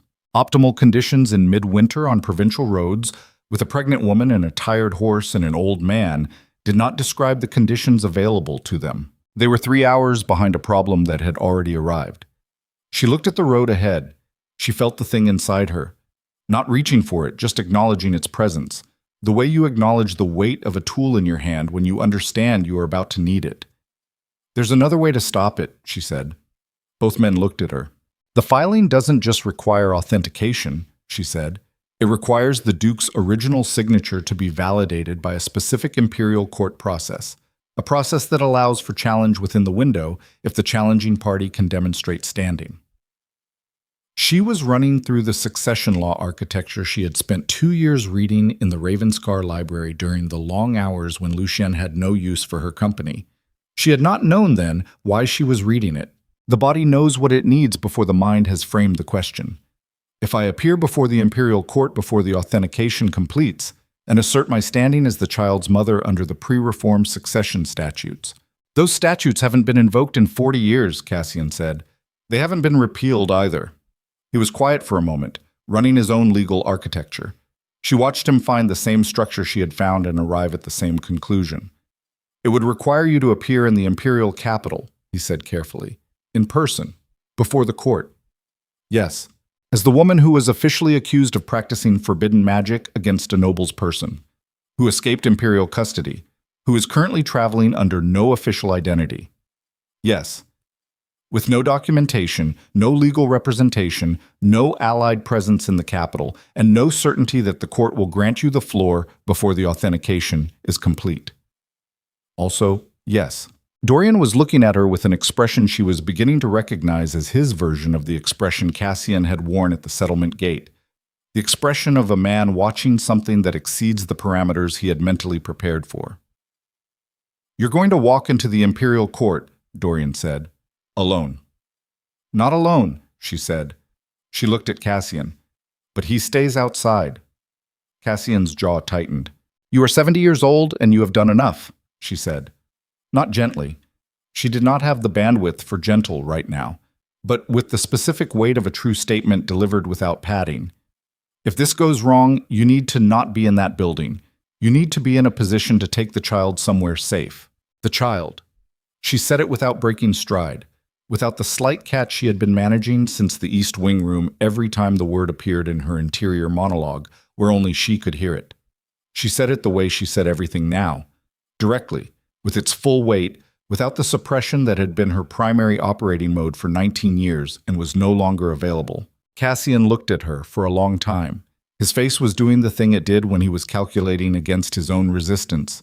The small interior struggle between the professional assessment that said one thing and the instinct that said another. The 2-second battle between what was strategically sound and what he wanted to do instead. If you're not out in 2 hours, he said, then make decisions based on the information available to you, she said. Don't wait. He did not like it. She could see that he did not like it in every line of his body. But he was, at his core, a man who had spent 50 years learning to act on assessments rather than preferences, and his assessment was the same as hers. She turned to Dorian. You're coming in with me. He nodded immediately. No hesitation. She noted the no hesitation and filed it. They reached the capital at the 9th hour mark, arriving from the western road as the city was moving through its mid-morning rhythms.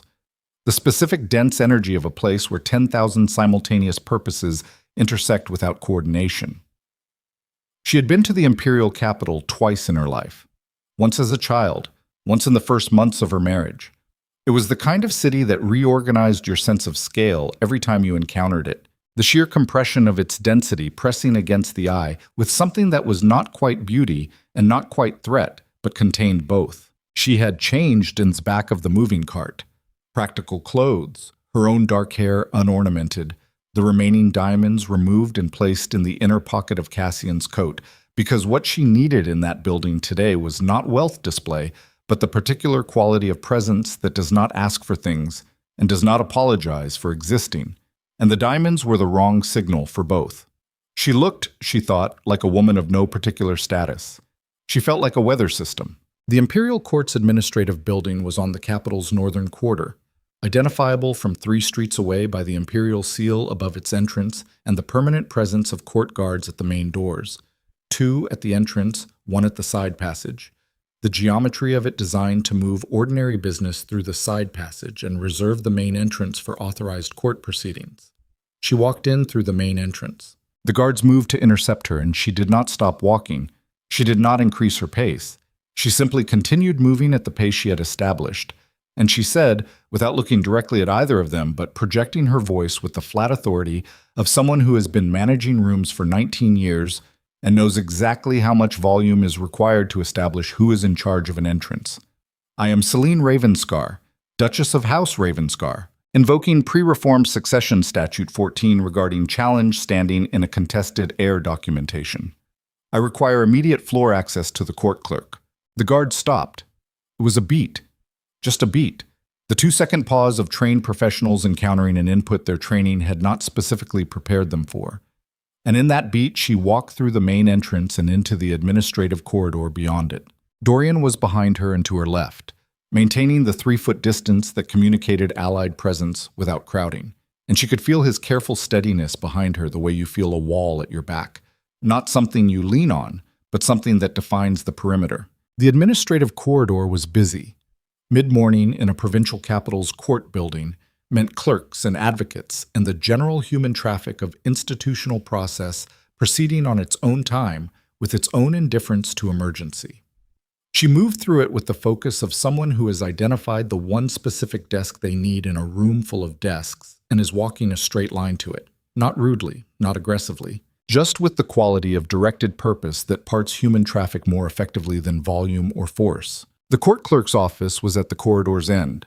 The door was open. The clerk inside was a man of approximately 40, with the particular quality of someone who has processed 10,000 exceptional situations and developed, as a professional defense mechanism, the ability to appear entirely unbothered by all of them. He looked up when she appeared in his doorway, with the expression of a man who has been interrupted at a task and is determining, rapidly, whether the interruption warrants immediate attention. She said, "Pre-reform succession statute 14, I need to know the current status of an heir documentation filing under the name Ravenscar, submitted within the last 8 hours. He looked at her. "That is a restricted filing category," he said. "The statute allows the challenging party direct inquiry access before authentication completes," she said. "If you need to verify that, I'll wait while you look it up. But the verification will use time that may be material to whether the challenge can be filed before authentication." He looked at her for 3 more seconds. Then he turned to his filing cabinet. She stood in the doorway, and she breathed and she held the thing inside her at the careful, controlled distance Mira had shown her, not suppressing, not releasing, just holding. The way you hold a lamp steady in wind by adjusting continuously rather than gripping hard. Beside her, just outside the doorway, Dorian stood with his eyes on the corridor. The clerk pulled a file. He looked at it. Something in his expression shifted, a small professional tightening that spoke of a man who has found information he would have preferred not to find. "The Ravenscar filing," he said carefully, "submitted at 6:41 this morning. Authentication is—" He stopped, looked at the file again. "Authentication was scheduled for 10 o'clock. She looked at the clock on the clerk's wall. It was 9:53, 7 minutes. "I am filing a challenge under Statute 14, she said. Her voice was level, completely level. "Right now. Tell me what I need to complete the challenge filing in the next 6 minutes. The clerk looked at her over the top of the file. He was doing the same calculation Holt had done, the rapid internal triage of competing risks, the assessment of which outcome was more survivable. She watched him run it. He opened his desk drawer and produced a form.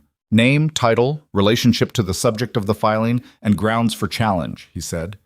He set the form on the desk and held out a pen. She crossed to the desk and took the pen. She wrote her name?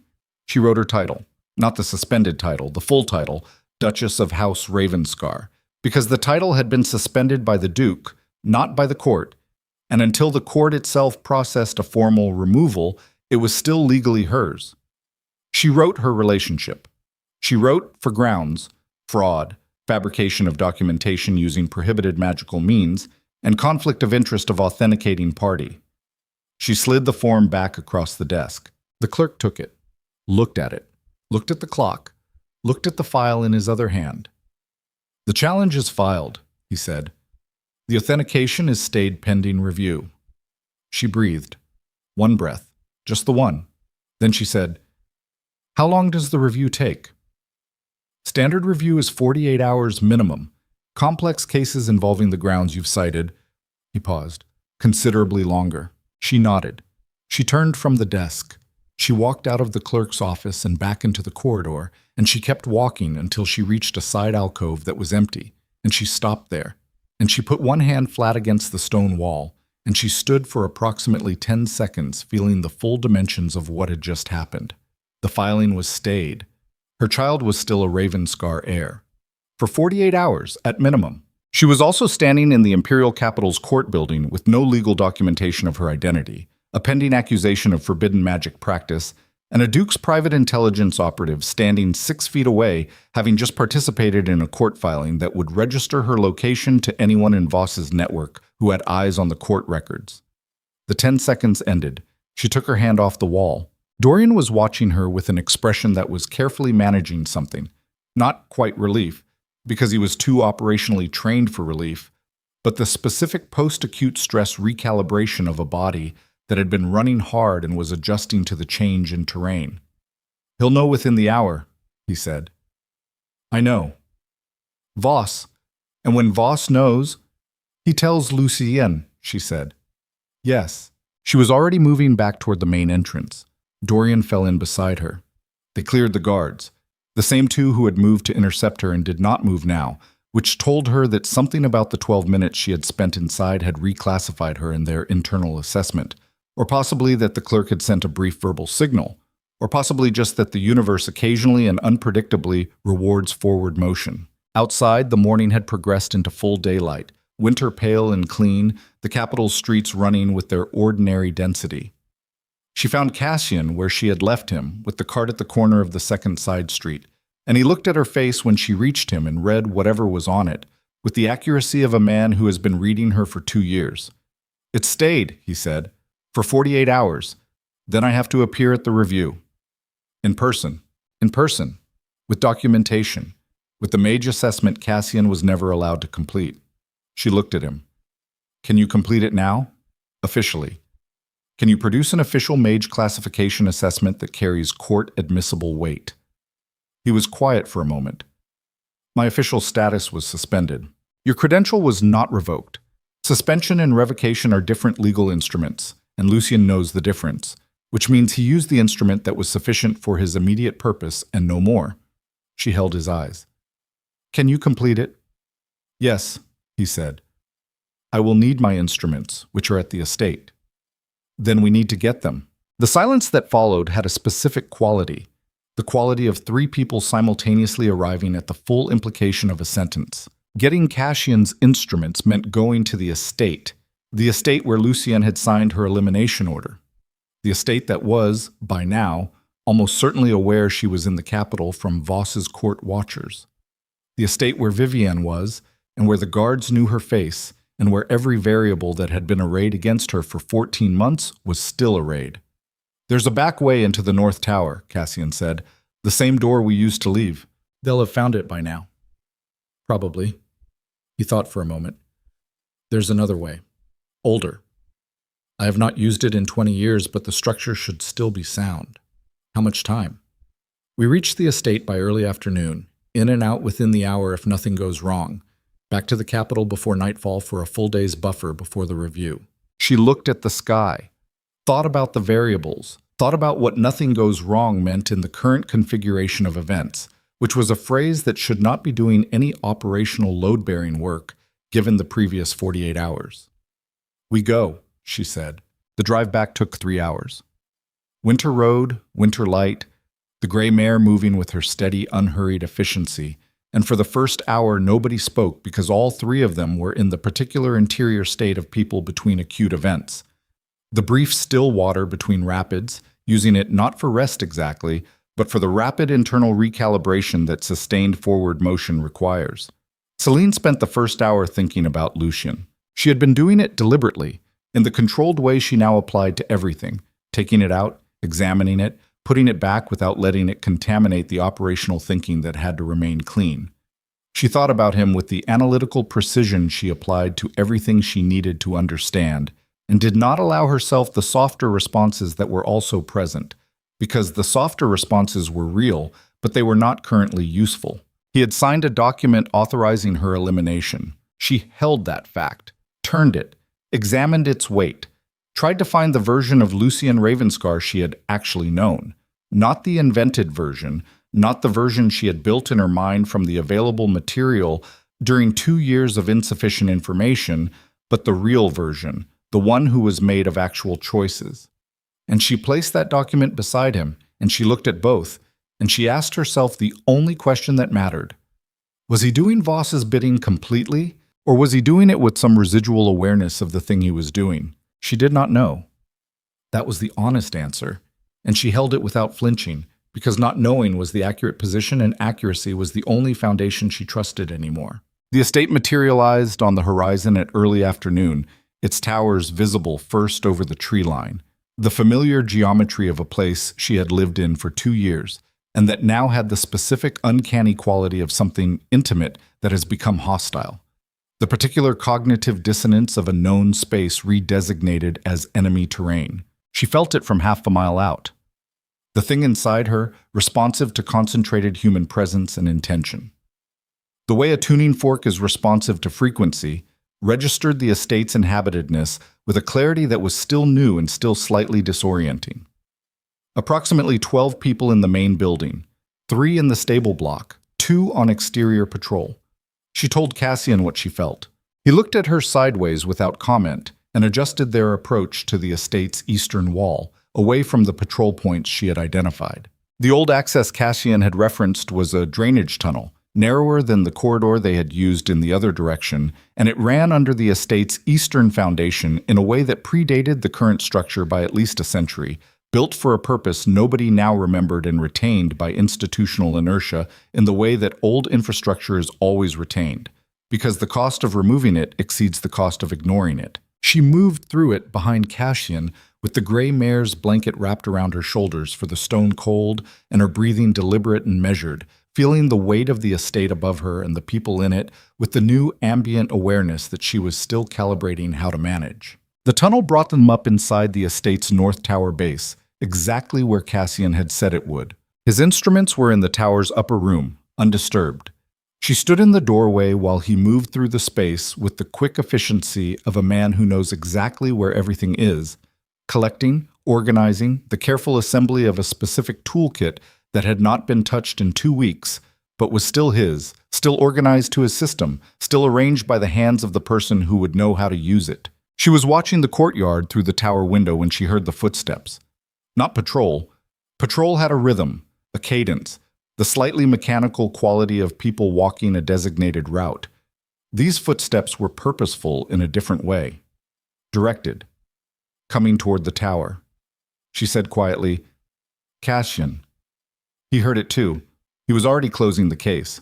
She moved away from the window and pressed against the tower wall beside the door.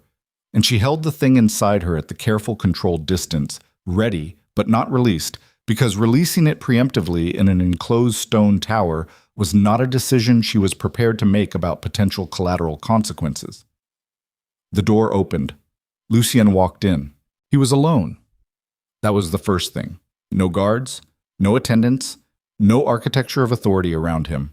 Just the man, in riding clothes that suggested he had come in from outside rather than from the main house, his face carrying the specific quality of someone who has been awake for 2 days and has stopped managing the evidence of it.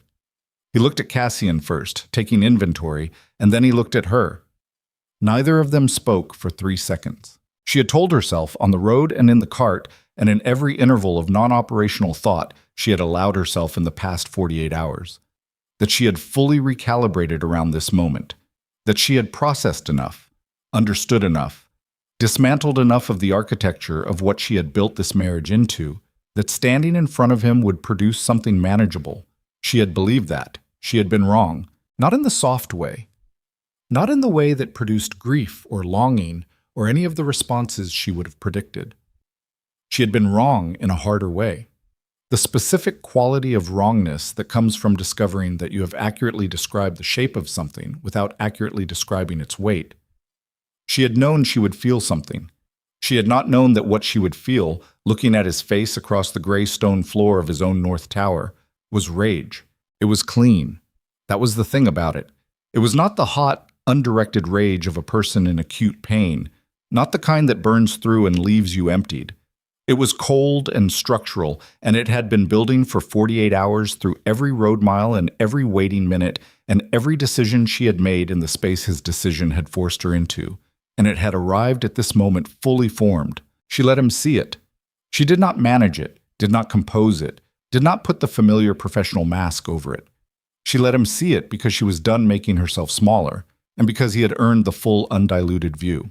Lucien's face, under the exhaustion and the 2 days of unmanaged wear, did something complicated.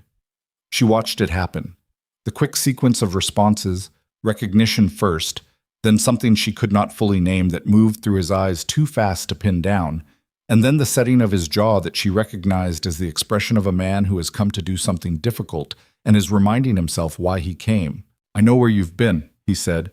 His voice was rough, not composed. "The court filing, the challenge." "Good," she said. "You shouldn't have come back here." His eyes moved to the case in Cassian's hands. "Whatever you're taking, take it. Leave before your guards find us?" Her voice was not raised. It had the specific carrying quality of something spoken at low volume with complete intention. "You knew I was here before they did. You came alone. Why?" His jaw tightened. "Why, Lucien?" "Because I needed to—" He stopped. Started differently. "What Voss has, the documentation he brought." Another stop. She watched him struggle with the architecture of a sentence that required him to say something he did not have the language for, because he had spent his entire life in a framework where the language for this, for I was wrong, for I was used, for the thing I signed has my name on it, and I am looking at the woman I signed it about, and she is standing in my tower, having survived everything I failed to protect her from. That language had never been built. "I know about the letter," she said. He went very still. "The letter questioning my child's paternity. I know Voss fabricated it. I know what documentation he used. I know the seal authentication technique. I know the specific archival records he accessed. And I know that the Imperial Intelligence Service, the real one, not whatever Voss has been managing through the court council, will find all of it if someone points them at the right location." She held his eyes. "That is not a negotiation. That is just what's true." He looked at her. Something was moving in his face that she had not seen there before. Not the controlled authority, not the managed assessment, not any of the public-facing architecture of the Duke. Something rawer than that. Something that looked, if she was reading it correctly, like a man in the specific state of a person who has hit the bottom of a decision they made too fast and is standing at the bottom looking up at the distance between where they are and where the decision was made. "The elimination order," he said. The words were flat and effortful, like something being physically extracted. "You signed it." "I was told it was a legal formality, a protective measure for the succession. Voss said—" "I know what Voss said." Her voice did not change. "He's very good at what he says. He spent 14 months building what he said specifically for you, specifically for the way you think and the things you want and the places where you are." She stopped herself, took one breath. "I'm not here to explain Voss to you. You're a man who has run military campaigns and managed an empire's second most powerful duchy for 12 years. You know how political traps work. You know how they're built and what they require and how to identify them." She looked at him steadily. "You chose not to." The silence that followed was very heavy. "She told me the child wasn't—" "I know what she told you. I had documentation, fabricated documentation, that you chose to accept without requesting independent verification, without speaking to Cassian." Her voice stayed level and the rage stayed clean underneath it, structural, load-bearing. "Without speaking to me." He said nothing. "You could have spoken to me," she said. "Once. That is all it would have taken. One conversation. You knew where I was. You knew how to reach me. You had 6 weeks in which you could have walked to any room in the estate where I was present and said to me, 'There is documentation suggesting something about our child. I need to hear from you directly.'" Her voice for the first time shifted. Not breaking, nothing so simple as that, but a quality change. The difference between clean cold metal and something with a flaw running through it. 6 weeks! You gave me nothing. You gave Vivienne everything. The flaw ran through the sentence and she let it run because she was done managing the evidence of what this had cost her. That was also something she was done doing. Lucien looked at her and his face was doing the thing that she had spent 2 years occasionally glimpsing in unguarded moments. The underneath face, the one that existed below the Duke, below the authority and the managed capability and the fortress architecture of a man who had learned in childhood that showing your actual interior was a vulnerability that got used against you. She had seen it rarely. She was seeing it now, fully exposed, Because some situations are large enough that the fortress architecture simply fails. Not because the walls come down, but because the person inside them finally understands that the walls no longer make any difference. "Tell me what to do," he said. She stared at him.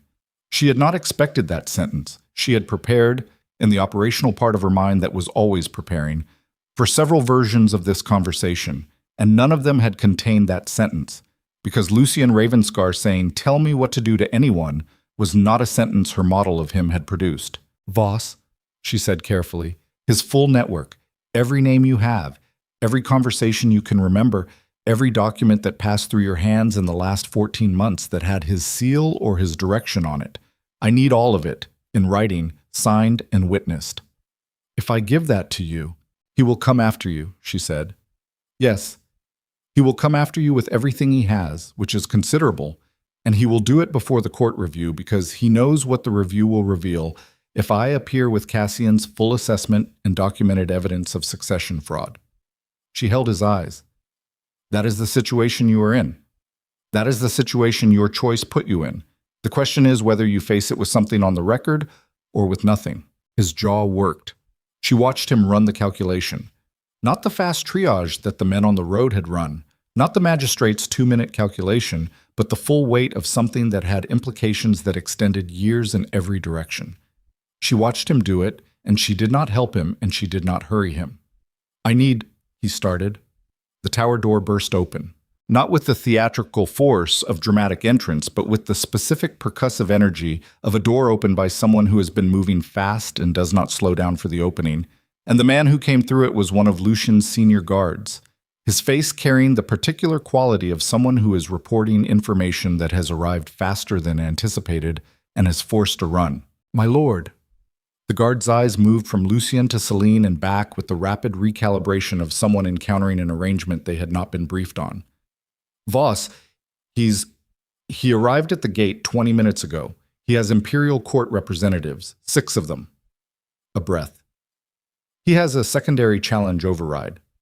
Filed this morning, registered by an alternate authentication. He's saying the stay is void." Celine looked at the guard, looked at Lucien, looked at Cassian, who was standing very still with the instrument case in his hands, and whose face had the expression of a man doing rapid legal calculations and arriving at results he does not like. "Can he do that?" she said to Cassian. Cassian's mouth was tight. "If the alternate authentication went through a different circuit, yes. Technically. The pre-reform statutes have a secondary override provision that was never removed when the system was updated. It requires 2 court-registered seals, not 1. If he filed it this morning before your stay, he would have had to file it before 9:47. Yes. The courier arrived at the capital at 6:41, she said. He had 3 hours. Cassian said nothing. 3 hours. Voss had been awake and moving and filing before she had even reached the capital, which meant he had predicted her move.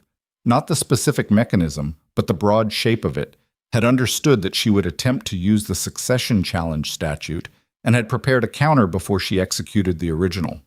He had been 23 steps ahead, and he was now at this gate with 6 Imperial Court representatives and a legal instrument that potentially voided everything she had bought herself in that clerk's office at 9:53 this morning. She looked at Lucien. His face had changed again. The underneath face was gone. Not back to the Duke face, not to the controlled authority, but to something she had not seen before. A third thing. The specific expression of a man who has been standing at the bottom of his own decision looking up and has just understood that the distance is not fixed, that the decision is still in motion, that the thing he signed is still active and its consequences are arriving at his gate, and he is running out of time to decide what kind of man he is going to be when they arrive. "He's coming in," his guard said. "My lord, your orders." The tower was very quiet. Celine kept her eyes on Lucien's face. He was the duke of the second most powerful house in the empire.